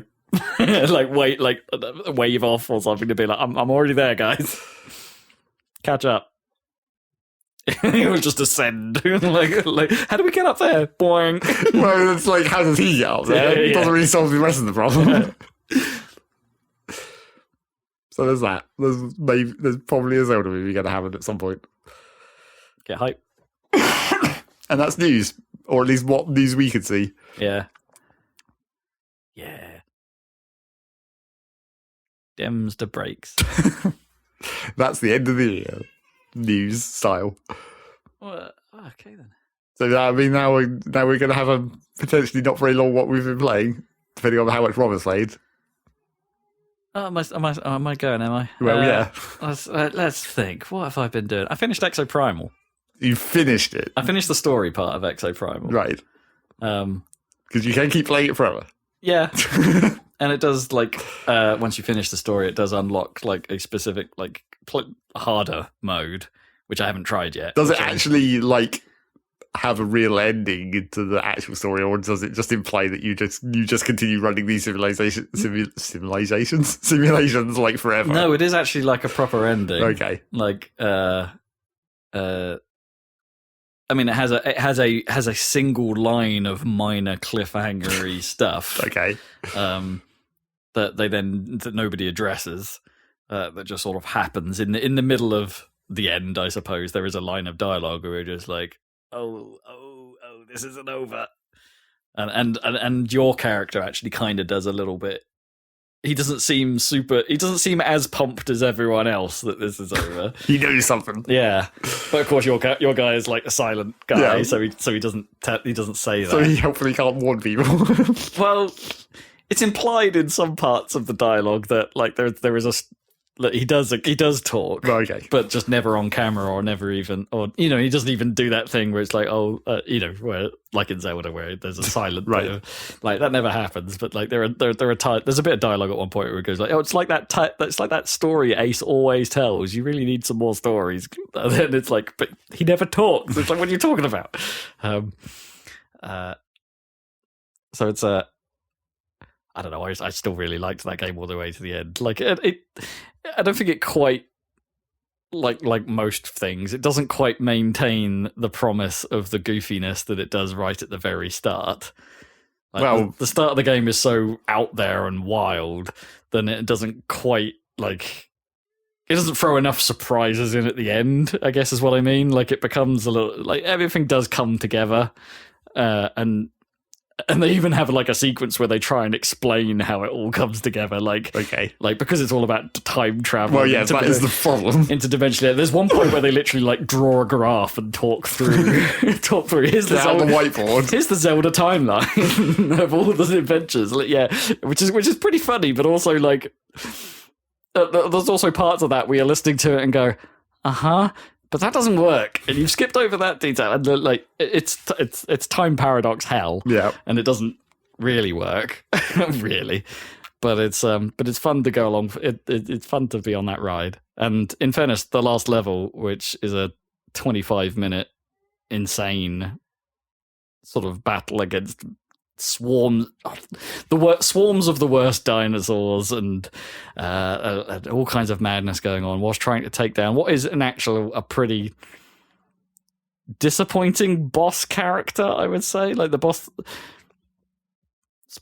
some mild spoilers, the boss is basically like just a big ass exosuit, because that's what Leviathan was trying to perfect this whole time, right? That's not a spoiler. That's like obvious from the start. But it doesn't actually move. Like, it's a big stationary target that summons things around him and stuff like that. And you have to do stuff to kind of weaken him and open up a weak point for massive damage. And so, like, the actual... It's sort of like a Metal Gear, basically. Kind of, yeah. So the actual boss itself isn't all that interesting, but playing the level and having everything popping off at its, like, maximum possible level and being bonkers and having 10 players working cooperatively together to do this... It was a good time. Right. That was fun. It was mad. And there was one objective that I got totally wrong because I pushed the wrong button and like did the wrong thing. And then it's like, oh shit, now we've got to wait 30 seconds before I can do that again. Sorry, guys. Sorry. So that was pretty funny. There were bits like one guy just sort of walked up to me when I pushed the wrong button and just sat down. And I was just in the middle of this fight. And I'm like, yeah, I know.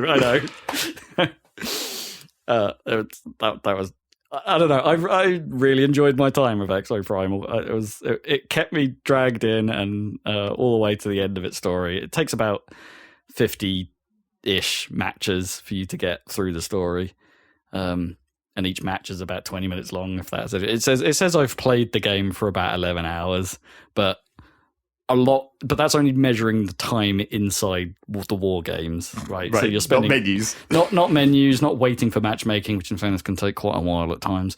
Well, not even the time you spend listening to the cutscene bits or watching the actual cutscene. So like, it doesn't count any of that as part of it. And it's got some pretty dope credits music. Well, I mean, it better. At the end of all this, you better be playing some ridiculous rock song or something. Oh yes, it is very much that. You can tell.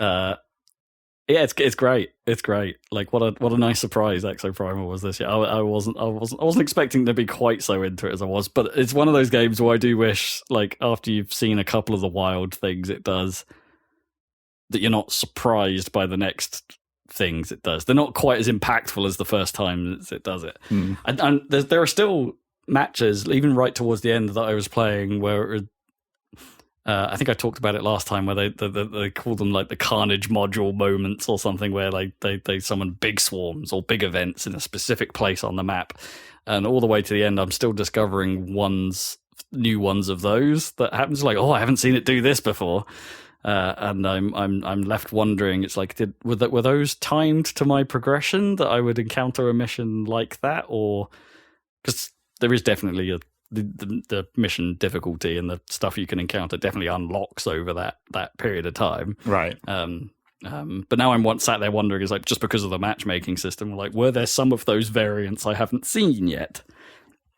I don't know, because I think there's at least one Carnage event per map, because they happen in a specific place, right?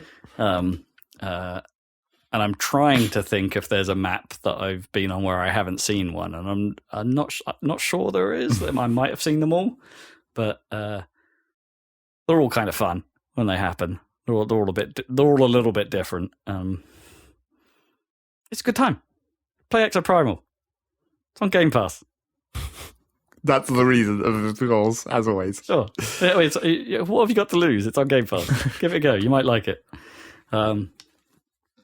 Yeah, I'm probably going to go back to it and try some of the Savage missions and see what they're like. See if they are a step above. And I never got to the point where I unlocked any of the alpha variants of the suits either. So there's 10 suits you can unlock, the base level suits, but then there's like, you have to, once you level up a suit to level 20, you have the ability to get the alpha version of that suit, which has a different primary weapon, and I've not tried any of those. Just never unlocked. I tried to spread out what I was playing with. Naturally. So I've got a bit of a mixture, but I'd like to give an alpha or two a go.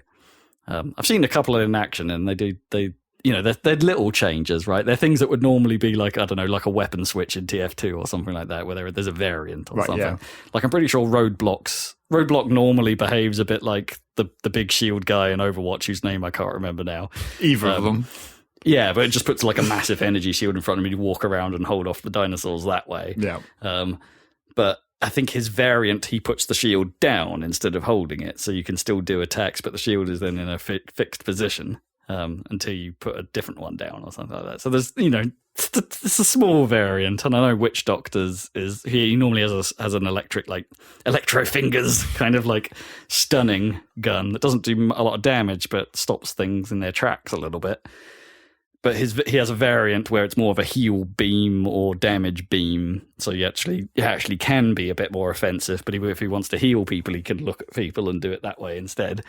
And I don't know if that means that he then doesn't have his big old repair function, which just creates a big old area of healing. Like presumably he can't have that if he's got this other heal function. So yeah, I'm interested. The combat's good enough that I can be intrigued by that stuff. So it's murdering a Triceratops never gets old. I don't know why. Maybe I should play Monster Hunter. Maybe I'd be into like taking down big ass. I doubt it. Yeah. It's a very different game. Yeah. I mean, I guess it is still Capcom or whatever. Yeah. And I think I said last time, like I think some of the goofiness is perhaps lifted from the tone of Monster Hunter. Well, sure, I guess a little bit. Yeah, but it's a good game. What else I've been doing? Stuff that I've been finishing off. I continue to poke a little bit at Forza. I've not played a lot of that. Although I saw a YouTube video about Forza that came up in my list. What was it about? Oh, it was about how there's like inverse drafting that makes the races close. It's like an anti-rubber band, supposedly. Oh, weird. This is like, community like research or whatever. Theories. But supposedly if you're like drafting behind someone, you get like a draft effect, like you would expect. But if you're the person in front who's being drafted, you get less downforce, so it makes you more likely to lose grip on corners. Interesting. So they're actually, if you're in first, it actually hampers the person in first. Yeah, it makes it easier for the people behind you to catch up and overtake. Yeah, weird. That's the theory, but like, or is it just people panicking? Well, I mean, that's what you would assume, but supposedly through the amount of testing that people have done, it's like there's definitely some kind of actual physical effect happening. Interesting. That seems a bit antithetical to what. Well, yeah, exactly. What that team would do, and therefore the angry YouTube videos. But then wouldn't all that stuff be visible? Because like Forza games let you access the telemetry that's being applied to cars. Yeah, I don't think this video I was watching had any of the telemetry stuff in it, but I've not toyed with that. People seem fairly convinced by this argument. When they were doing like side-by-side comparisons of like, here's how I took this corner when I was racing by myself, and here's how I took this exact same corner, but there was someone behind me, and it's like, oh no, I lost all this grip.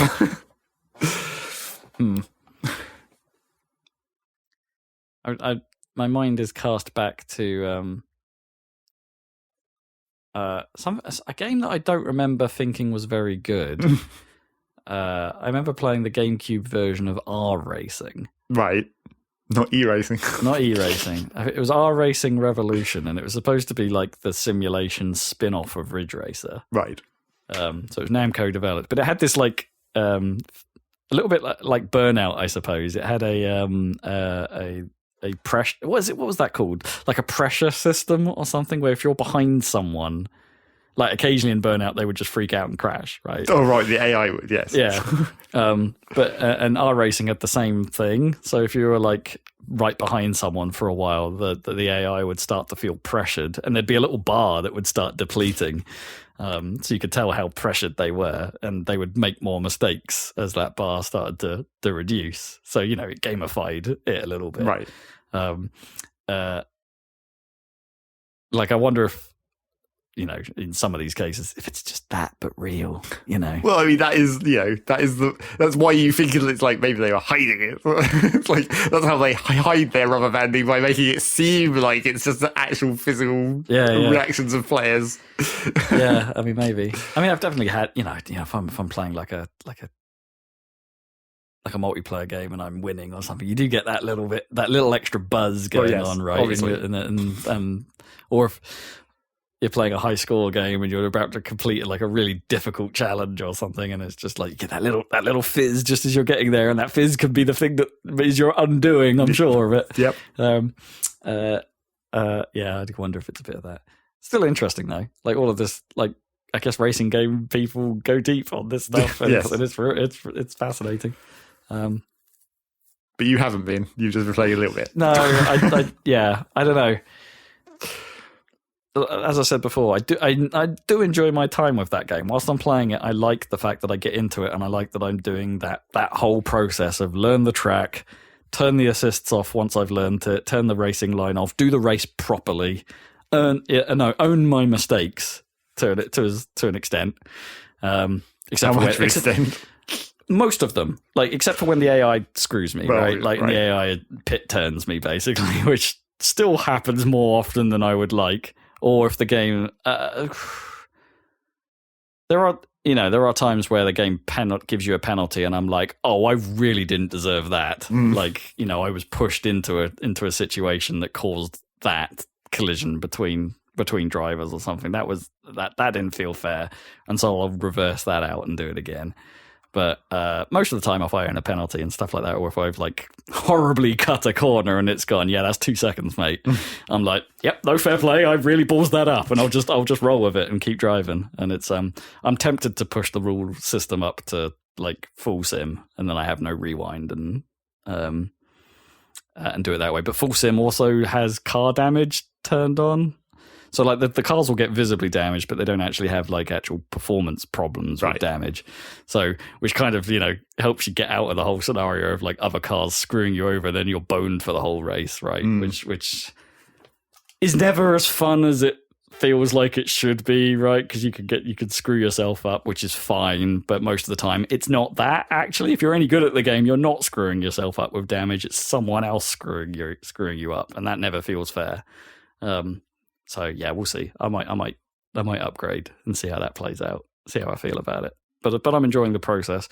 I just don't feel the draw to go into it. Right. So it takes up too much time. That's what you've said before. It takes a bunch. It's really obvious why. It takes a bunch of time. It's a commitment, and baby days don't give me too much commitment opportunities. Right. So there's that. What else I've been doing? A little bit Hydro Thunder on the side on Dreamcast. I keep going back to it.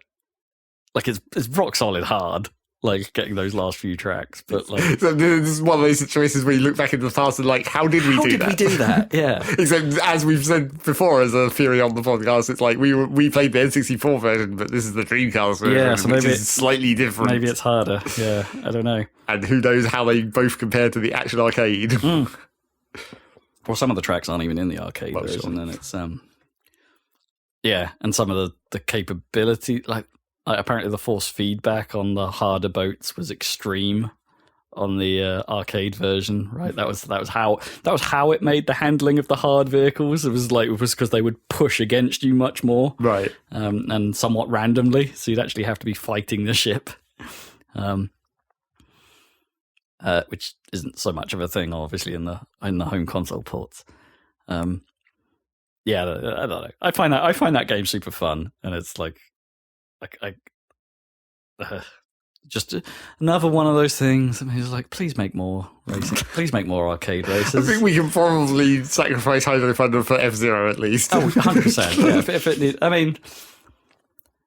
Oh, I meant to go and check this out fully, but I think Microsoft owns Hydro Thunder. Right, Midway was that weird. There was that. It was a really weird deal at the time, right? Yeah, because it was like I don't know if Microsoft owns it or if they licensed it from Midway so they could then give it to a developer, which was Vector Unit, to make Hydro Thunder Hurricane Right, yeah. for Live Arcade. Because like Microsoft got a few other of those weird Midway people, right, at the time.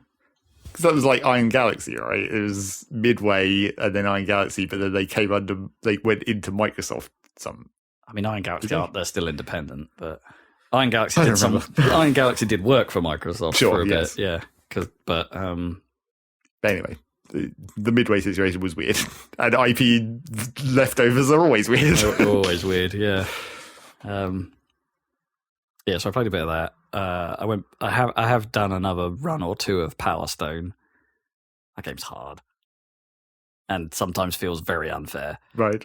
Just because of how the AI behaves. So I think like what I've learned about Power Stone is I think every character has a nemesis, right? Where it's like where for some reason, like if you play as I thought when I was playing as Falcon before that also when the AI is also Falcon, that seems ridiculously harder than fighting anyone else, pretty much.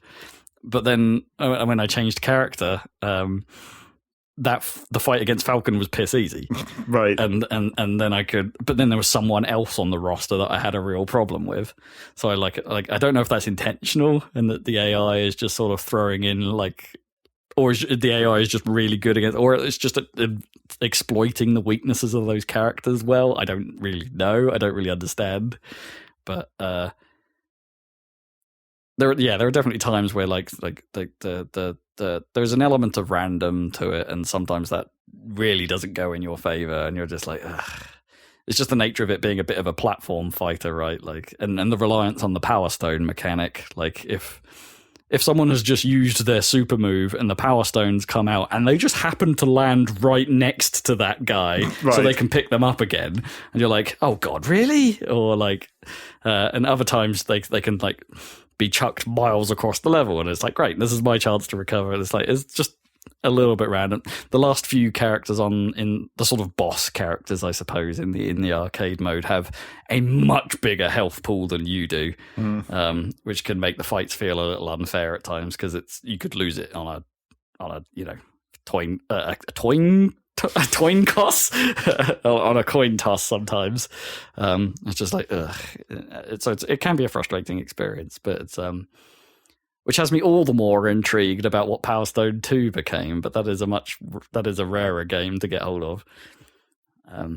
Which either implies that it wasn't good or just people didn't care. I mean, it was much later in the Dreamcast cycle, so, yes, that doesn't help either. So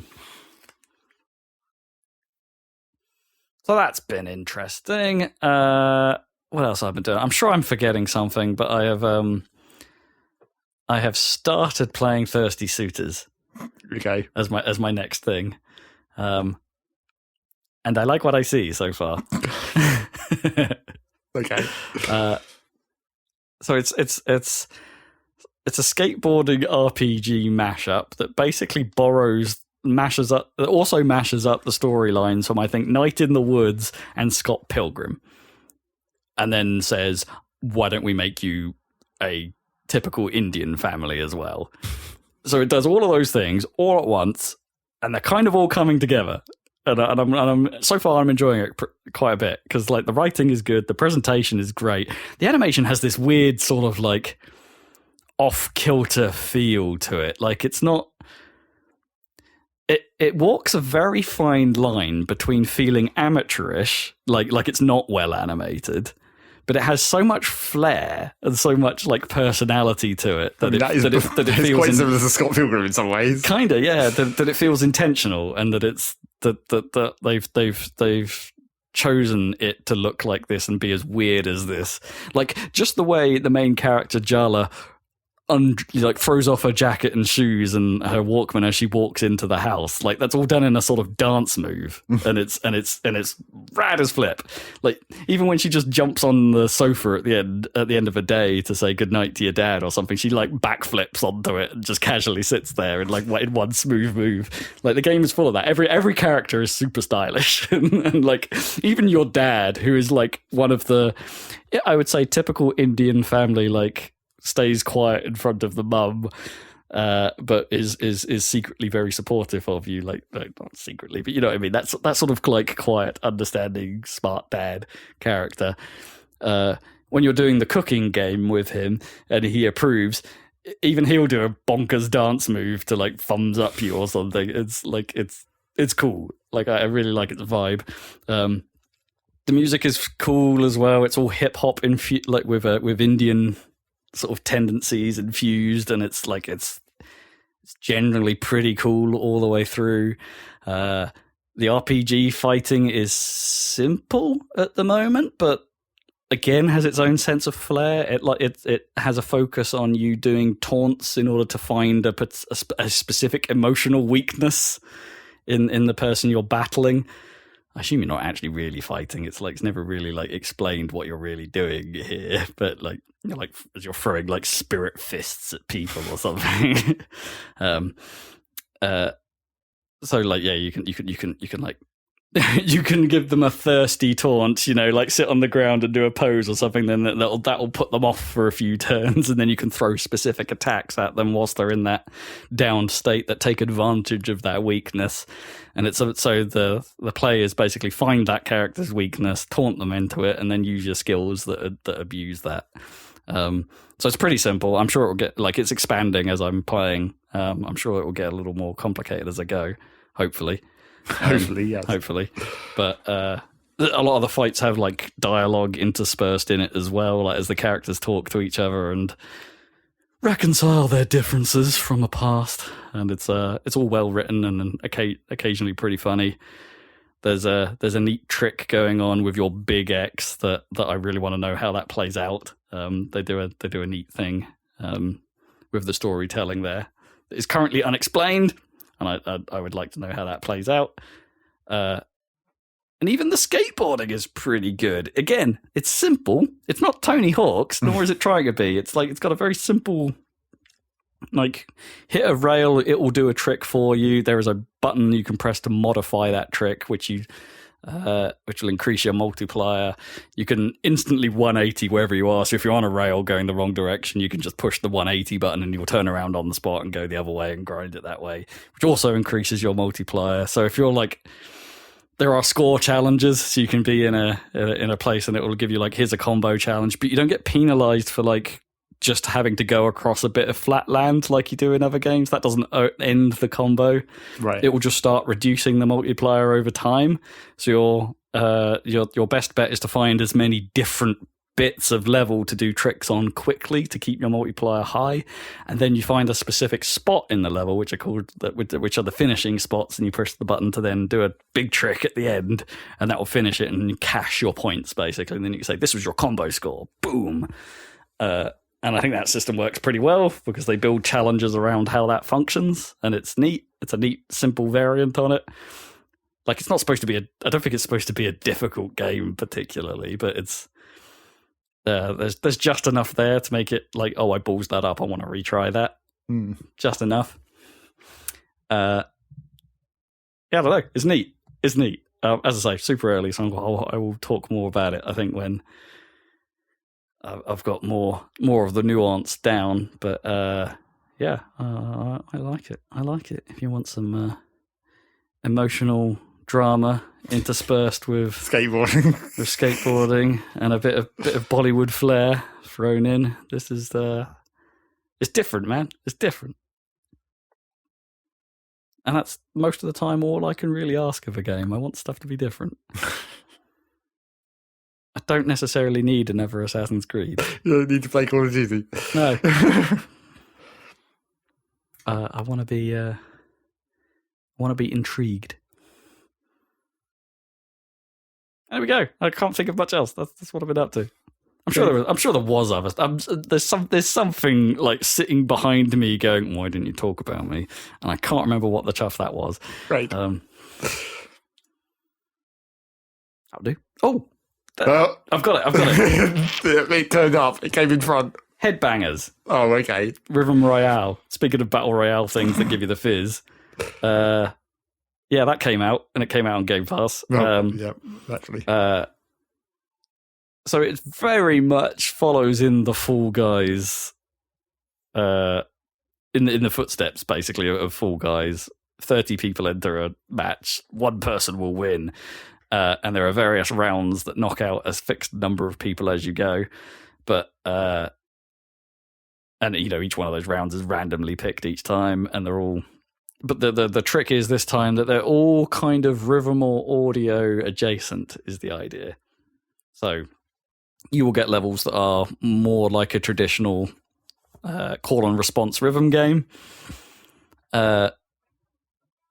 Possibly my favorite one of those being the battle box, where it is so much like Parappa the Rapper, and I love it because it's basically like a battle. Like everyone gets paired off into two different. Everyone gets paired off, I guess. You versus one other guy in that round, rather than you being a versus everyone.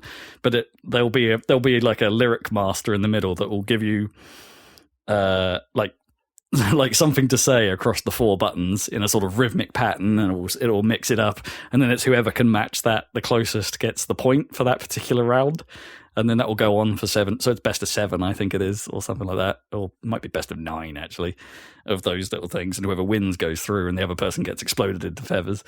I don't know. And I think that works really well. You get what you. And I think the game is at its best when it is doing something with these rhythmy things, but. That isn't. They go a little bit outside. They call it Rhythm Royale, but not everything is a rhythm game. Some of it is just a sound game of some description. Like it'll play a bit of music, and it'll be like, "Oh, can you tell me what instruments were involved in this bit of music?" And it'll give you a wheel of options and be like, "That one and that one," and it's basically it's more of a speed challenge than it is rhythm at that point. And a quiz, I guess, and recognition. There's. One of my least favorite games has like an FBI lineup of pigeons, but all dressed differently, and it'll be like, which one of these pigeons is responsible for this music? So it'll be like the alien guy will clearly have the music that's going right. So it's pick that guy. But some of those get really weird, and so there's a bit of memory aspect to like you need to play that game a fair amount to learn what those audio stems are. Well, I mean that does seem like the problem is just like then it literally becomes reaction times. Yeah, and I think that's the problem. I think too many of the games are a bit reaction timey rather than. Sometimes that works in its favor. Like there's one that's like a shootout, but like it's playing a whole bunch of noises in time to some music, but like you're listening for one specific noise, right? And it's whoever gets the shot in first is the winner. And that's kind of fun. I like that one. And then there are other. I don't know. It's a mixed bag. I guess that's what you're always going to get that with mini games, right? Like First Piano Shooter is a definite bad one. That needs to go. That is awful. But then there's some really good ones. Like, I mean, the other problem it sounds to me like it's trying to be Fall Guys-esque, but like it doesn't really need the battle royale aesthetic apart from like as you were saying, it's like this could have quite easily just been quite a lot of one-on-ones. Yeah, and like where does the battle royale really go in that case? Like at least in Fall Guys, you're all running around and bumping into each other. Sure. Yeah, this could have quite easily have been a micro game collection. It could have easily been 1-2 switch. I guess. Yeah. I mean, if it as with all of these things, it's like you go through you run. They're calling it season 1 at the moment, so they are planning to expand it and right. stuff like that. And it there's no real money store as far as I can tell, but it has the same. It's got all the same trappings as Fall Guys, right? You earn cosmetics. Yeah, you earn breadcrumbs, and there is a store that you can then spend those crumbs on to get more cosmetics if you want. But I haven't found a way of you actually putting real money into it or buying a battle pass or any of that stuff. It's all just sort of like like the framework is there, but it's not being used in that way yet. And I think it's also fair to say that the presentation quality isn't quite as high as Fall Guys, right? It hasn't quite nailed it, but it's got its own specific charm that is quite fun. What is the non-Game Pass business model? Like if it was not Game Pass, is it like you buy it or is it free? That's a real good question. I don't actually know. Because that would tell you something about the monetization. Yeah, because Fall Guys has always been free to play, as far as I'm aware. Or was it? Or was it a PS Plus? I don't even remember. You know what? It's been through like a couple of. It went through an app iteration at one point on PlayStation. The old app stopped working, and you had to download the new one. So maybe that started as cheap, like Rocket League, I guess. Maybe it was cheap buy-in, but not free to play until Epic got hold of it and then made it free to play. Right, yeah. That would make sense. So I would imagine this must be following the same formula, but I don't know. I don't actually know. Because, Game Pass hides all that. Yep. You'd think they might... I mean, I guess this is like a pure weird business thing, but like you'd think they might actually want to put that information in Game Pass to be like, look how much money you're saving by getting Game Pass because this game would normally be 50 quid, but here you're getting it just because it's part of Game Pass. Yeah, I imagine because it's part of Game Pass, it must have an entry fee at this point, right? Otherwise, why would it be on that? Well, just because it's another game to put in the Game Pass. Well, yeah, I guess. Bulk it up. But normally when they do that with free-to-play games, there's a perk of some description. Well, sure. Or maybe you just don't know the perk that you have got. Yeah, true. It is also available on Steam. For money or what? I'm waiting for my phone to load the page. It is available for £20 There we go. So it's obviously not expensive, as you would expect for what is basically a minigame thing. Sure.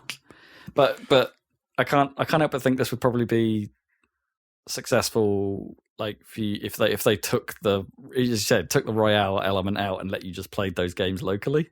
Well, sure, yeah, it would be fine. Like repackage it as a Mario Party type thing. Like they'd have to. I think maybe the problem with that is they'd have to like increase the number of games. Well, sure, it would be like if we imagine that this is season 1 and then there's going to be more content coming, it'd be like they have to release the full version in that case. Yeah, probably. But yeah, most of the games would work just fine in that context. Yeah, because there is no like active control at any point. You're not running around the level. You're not screwing up the other players by grabbing onto them as you are in Fall Guys. And anyway, it's good fun. It's good fun. I will continue going back to it at least for a little bit. We'll see. If you survive a season. Yeah. However long the season's going to be. Yeah, I don't know. I haven't won a game yet. I came third. That's the best I've done so far.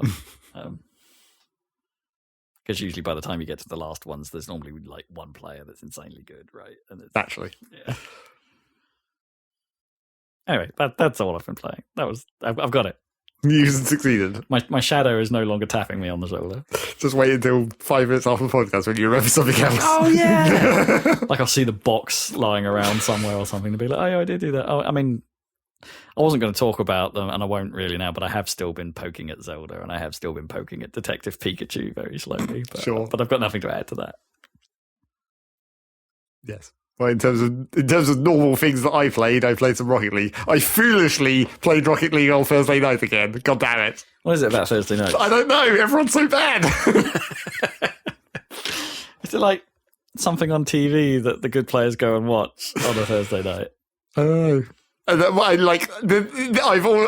is there nothing on TV so the casuals come and play? Well, I've talked about this before, and I've always said that, like, obviously, I like the conspiracy theory of there's something weird about Thursday night making people real bad at Rocket League. But then, like, when I was playing it this week, it went one step further into, like, okay, this is actually a real thing, where it was like, as soon as it got to midnight, I started winning again.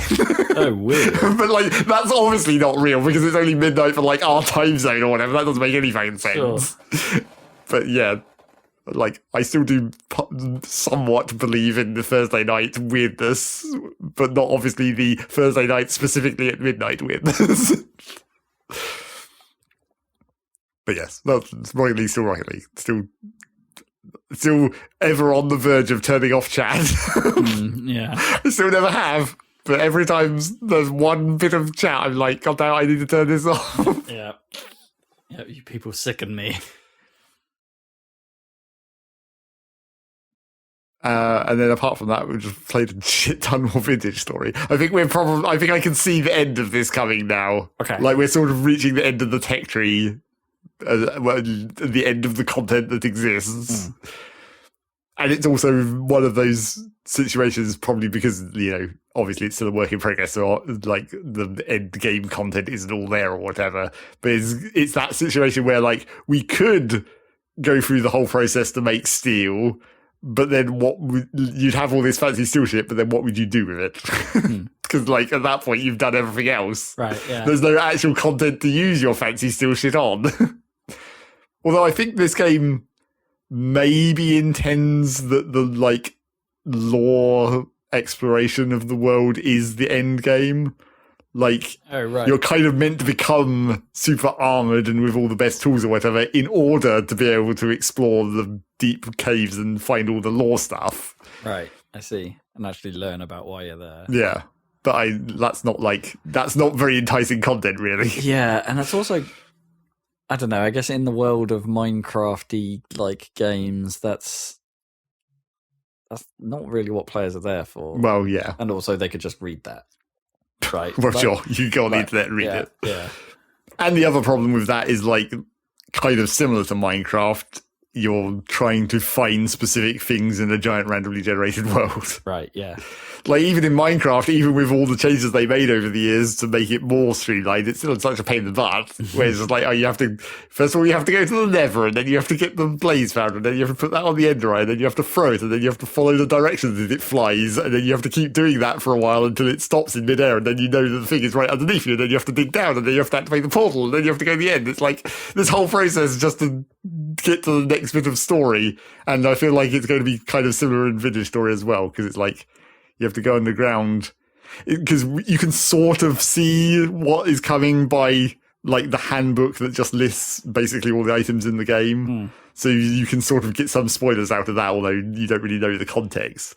And we've just found a thing called a translocator, which is basically a teleporter. But I think those are just sort of fast travel. Like, it's just meant to put you into a new part of the world where you might find different resources or whatever. Right. But then I was trying to think the only other place where it's called it translocators was Unreal. Yeah. Yep. But so there's that. But like from the other things in the handbook, I get the feeling that there's meant to be some sort of like central location that you'll eventually find that has something to do with the teleporters in some way. And then that's meant to reveal the actual lore. Although I don't think there's like a final boss or anything. Is that because it's still early? Yeah, I mean, I assume there's a lot of, intention to expand all this content. But as I said, the lore, the idea that you're going to get to the end game equipment and then do the lore, that's not what you're here for. You're here for like the processes of these games, especially this game where everything is meant to be like slow and meticulous, where you're like making the clay bowls and you're manipulating the metal when you're doing the smithing. It's like, that's the mechanics. Yeah. Just walking around and looking in caves all the time to hopefully find the bit of lore. Yeah, once you've effectively got to the point where you undermine that key mechanic. Yeah. Because, yeah, what is the game at that point? But yeah, we still haven't quite got through the first winter. I mean, we're in like February, but it's still fucking cold. We still haven't got back to being able to plant crops or anything yet.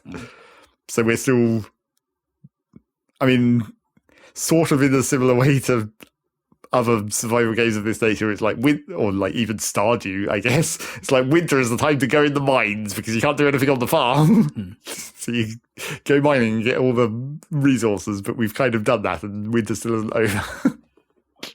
Not that the farming is like super complicated or anything, but it's like we're sort of waiting to get more cloth, which obviously you need to farm plants for. So it's just like, that's the one thing that is sort of stalling our progress. But apart from that, we found this fucking gigantic iron deposit, so we're good on metal pretty much forever.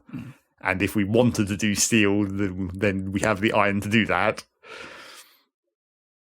But yeah, I feel like it may not last much longer in this run, but with it being a work in progress and with there always being new mods, because the mod scene is pretty extensive already, I expect we'll come back to it at some point. Sure, yeah. Someone will engineer a decent end game, maybe. Well, maybe, or just new mechanics, or just expand the mechanics, like we were talking about last time, where it's like make the cooking more mechanically interesting. Make other extensions to these mechanics. And also comparing it to the single player again that I've been testing, it's like some of the other mods we have that make it slightly easier are maybe influencing how long we're going to end up playing it in multiplayer. I feel like like even just the simple things, like one of the mods that we're using in multiplayer makes it so that when your tools break, you get like scrap metal back, so you can reclaim some of the metal. Okay. So then you don't have to mine as much, and then you don't have to spend as much time searching for the ore veins, and like it just makes it slightly easier. Just introduce Thirsty Suitors quick time cooking system. Well, I mean, yeah, I don't think that would work exactly in this game.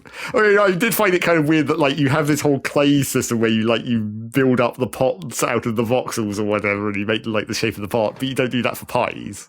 Surely you get the dough and then you make the pie shape. Right, yeah. But that would probably, I don't know if that's just a consideration of like that being too inconvenient when it's like literally a thing you need to live. Maybe.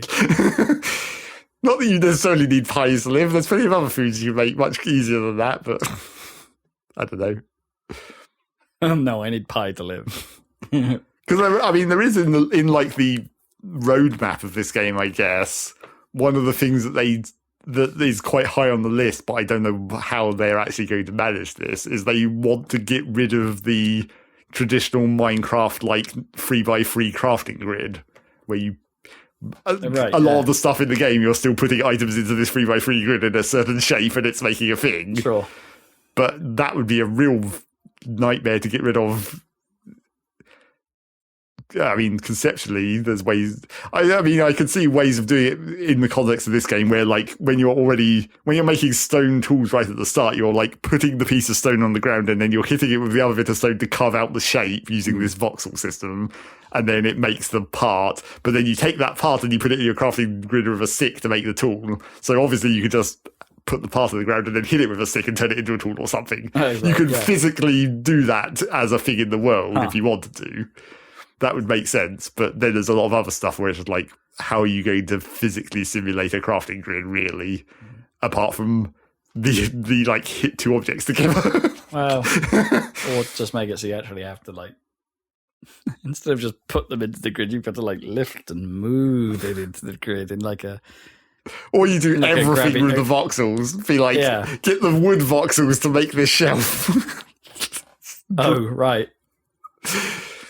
Yeah, I see what you mean. You've actually got to build the mold for the thing you're making. Yeah. I don't know if that's a good idea, but it would be pretty funny. So yeah, I don't know about what the actual future of that game is like, but you know, we'll see, I guess, probably. Probably. But maybe not in the near future. We may fall off, I suspect. And that's more or less all I've done. Would you, did they add no, a bit of me was wondering, right? Like if when Baldur's Gate 3 either came to consoles, whether we would be interested in doing the co-op on that, right? Like, because that would, I mean, it's quite an investment, but, yeah. But like whether that would be a thing we'd do, or whether that would be a thing you might do with online. I don't even know if the co-op on Baldur's Gate 3 is online capable or if it's local only. But I don't know. I mean, I did. Yeah, whether that would intrigue you just because of the, that would go on for a long, long time and is mechanics heavy. And well, sure. I mean, I wasn't. It's definitely not the same thing. I'm not saying no, that, obviously. But yeah. Well, I was vaguely intrigued by. Well, I was more intrigued by like how everyone thought it was great, and that obviously is intriguing. But like, I don't know shit about that whole series, obviously. No. No, I don't know. But I mean, on a certain level, it's like it's Dungeons and Dragons. It's like on some level you understand it, and I'm pretty like it'll be the same setting and everything, and of course there'll be references. But I'm pretty sure you won't. It'll be unlikely to need a backstory. I think. No, this one. Yeah. Given that it's been a long time, friggin' ages since Baldur's Gate 2, and it's a different developer making Baldur's Gate 3. And... Yeah, I mean. Not entirely similar, but there have been other people have been suggesting, you should come into Path of Exile or Divinity. Yeah. It's just like, because Larian made Divinity before this. Yeah. So like they've got history. So yeah, I've had history of people trying to get me into games like that. Yes, likewise. I too have had people saying you should do this. These are good. But I don't know. I mean, I guess partly in Baldur's Gate 3, it's like, well, I'm waiting for this new PC. So, well, yes, yeah. We'll see, maybe. who knows? And also, there has been some word that it's a little glitchy. Oh, sure. Like as in crashy, lose some progressy. Like, not lose your entire game, but lose time. Yeah. Lose a chunk of play because of glitches. But I guess, somewhat to be expected with a game of that scope, right? Yeah. It's, I'm not giving you a free pass for Bethesda in saying that. That's Well, I mean, that's not an excuse for your level of glitchy, but No. this is a different never thing. excuse for Bethesda any amount of glitches. They've had their fair share over many, many years in games. Yeah. The success of this is strong enough that I'd be very surprised if they don't spend a reasonable amount of time supporting it. Yeah. Apparently they're already patching out the speedruns. Right, yes. Yeah. The time to shag speedruns. It's not what TTS normally stands for. I guess that's probably the end of this podcast, I guess. Yeah, We haven't got anything else to talk about. No, I don't think so. I think I'm good. And the hunger is growing. Oh, you're actually hungry before you've stood up. You know what? I didn't think I would get hungry today because I've been out and about, and normally when I've been out and about, I've eaten a few things. And just randomly, just grab some berries off a bush. Yeah, just found a discarded burrito on the street. You don't know, as you do.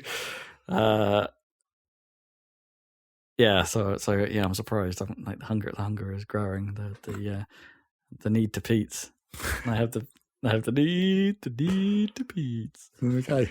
There's a good chance you might get to enjoy a bonus conversation that does feature Dan at the end of this episode. Because we have this giant outtake-esque clip that we want to put somewhere. Yeah, it was a good fun conversation. I figured you might enjoy it. So you might get a bit of that after this. You might. I don't know. No promises. I might forget.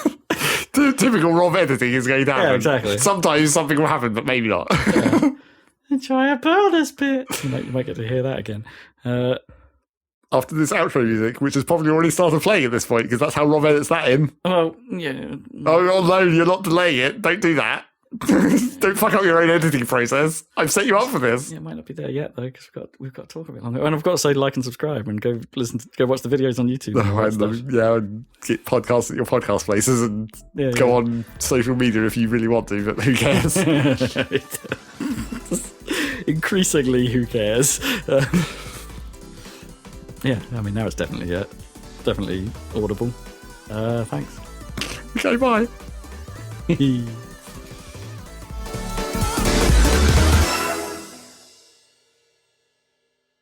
Bonus bit. Green lines on a bar. Are they green? They are I green. can't see the bars. I mean, they're green green. on the bar, but they're red on the waveform. Yeah, for some reason the waveforms in Mixcraft are like bright red at all times. Oh, okay. Stylistic choice. Yeah, I think so. Not a danger sign. I mean, it does make it pretty obvious when you're recording, where it's not like the grey is getting filled in by this giant slab of red. Yeah. Slab of red. Slab of red. Slap it on. Slap on the slab of red. Slap it. Can you slap? Surely something has to be somewhat viscous to be slappable. Can you slap margarine? You can slap all kinds of hard shit. Slap the roof of a car. I mean, to slap on something. But then I guess you can sort of be slapped by water, right? Well, you can slap the surface of water, right? I don't know if water slaps you like when it like has to be a paste to like slap it on something. Oh yeah, I suppose, to slap it on as opposed to just That's what I being meant. slapped by. You can slap a slab of concrete onto something. Are you slapping it on though? There's more slapping it. Surely you slap the cement on there and then you stick the not if you drop the slab vigorously onto the concrete. I'd call that slapping it on. I suppose when the concrete is still viscous, you could slap that on. Yeah, but I'm talking about the slab that you put on top of the concrete. You slap that onto the wet concrete. I mean, I guess then the concrete's wet. Does one side of it need to be wet? Only one side. Can you still slap if you're slapping the hard part onto the wet part? I would agree with that, yeah. Was it more slopping? Yeah. Is it slapping or sloughing? No, sloughing is like putting a liquid onto something. That's more like the other way But around. concrete's kind of, these things are all sort of a bit liquid. Well, if you can pour them. Is concrete too pourable to be a slap on? Well, Is it more of a slop on because it's pourable? but I think when you're talking about the liquid side, it's optional whether it's a slap or a slop. You can slap or slop, but if you've got a solid involved, I think you're then into pure slap. I don't know about slap for like fully like liquid water. You slap some water on there.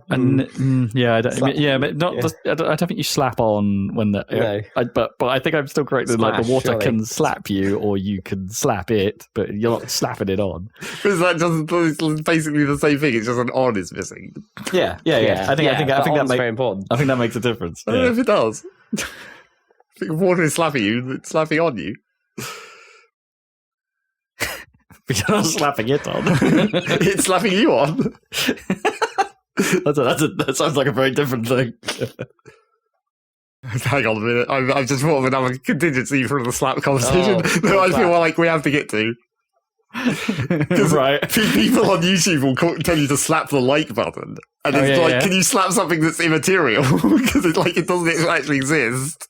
If it doesn't Is exist, it you can do what you simulating a want to. hand hitting a button, in which case that's two solids? There's no liquid Yeah, but involved. a hand hitting a solid surface is slapping. What is that Slap liquid? But is a hand liquid enough to be not? Can you slap? Or is it just on? because it's a hand and it is the action of slapping that it's always a slap? I mean, I wouldn't I think say so. I'm slapping my own hand on something, but Why not? That sounds perfectly reasonable. Yeah, I know, but I wouldn't say that. Yeah, for some reason I would just slap it. Like I wouldn't say I'm going to slap my hand on that. I'm just going to slap it. Well, that's just a But I think contraction. it- That's like But I think you're right. I think that's fine. But that's more of like the actual process of putting your hand on top of something, right? Like, so it's like being a hand. It automatically becomes a slap. yeah, Like, well, especially if your palm is open. Anyway, right? If you were to close fist, you wouldn't be, and you sort of bosh your fist So on what if something. you're- You would slap your That would be fist on smashing that like button, Yeah, wouldn't it? or you'd be fisting that like button. Like button. what if you're Fist that holding? like button. What if you're holding an entire hand of gravel and then you open palmed it into something? Is that slapping the gravel on it? Oh, gravel. Maybe. I mean, gravel is you might have an argument whether that counts as sort of a liquid because it's a particulate. Yeah, exactly. I mean, if it was a paste, then that would definitely be slapping the paste onto something, right? That's the original thing. But if it's gravel, I don't Okay, think what you if can you're slap holding gravel like a book and you slap it onto the table? The flat edge of the book. Yeah, that would be slappy. Well, that's definitely a solid and a solid. Yeah. It's only because your hand is involved it becomes a slap in that case. Well, no, I was thinking more the flat edge makes it more slappy. Oh, okay, so now we've developed... But then back to that's the like the concrete flat bit, slab, slap that onto the ground. I guess so, but it's just there's something about the concrete that just doesn't make that sort of, I don't know, slappy motion. Like, I don't know. It depends how you're putting Yeah, it the down. book is an interesting one because it's definitely flexible in a way that is more slappy Yeah. than concrete. Like if you had like one of those like sort of plastic like files, I guess, like, or you'd wrapped a load of paper in plastic or something, like you slapped that on the desk, like. So now, 'Cause that's like a surrogate for a hand because when you slap, you have a bit of give with your hand, and so and a book so now we're similarly down has to some it's not give even to it. it's not even liquid and solid. It's non 100% solid and solid. Yeah. There has to be Yeah. some amount of flexibility in order for it to be a bit slappy. It'd be slappy, yeah. Otherwise, you're just hitting it. I still maintain the concrete slab. It still makes sense. Okay. Anyway, let's actually make a fucking video, I guess. Okay, fine.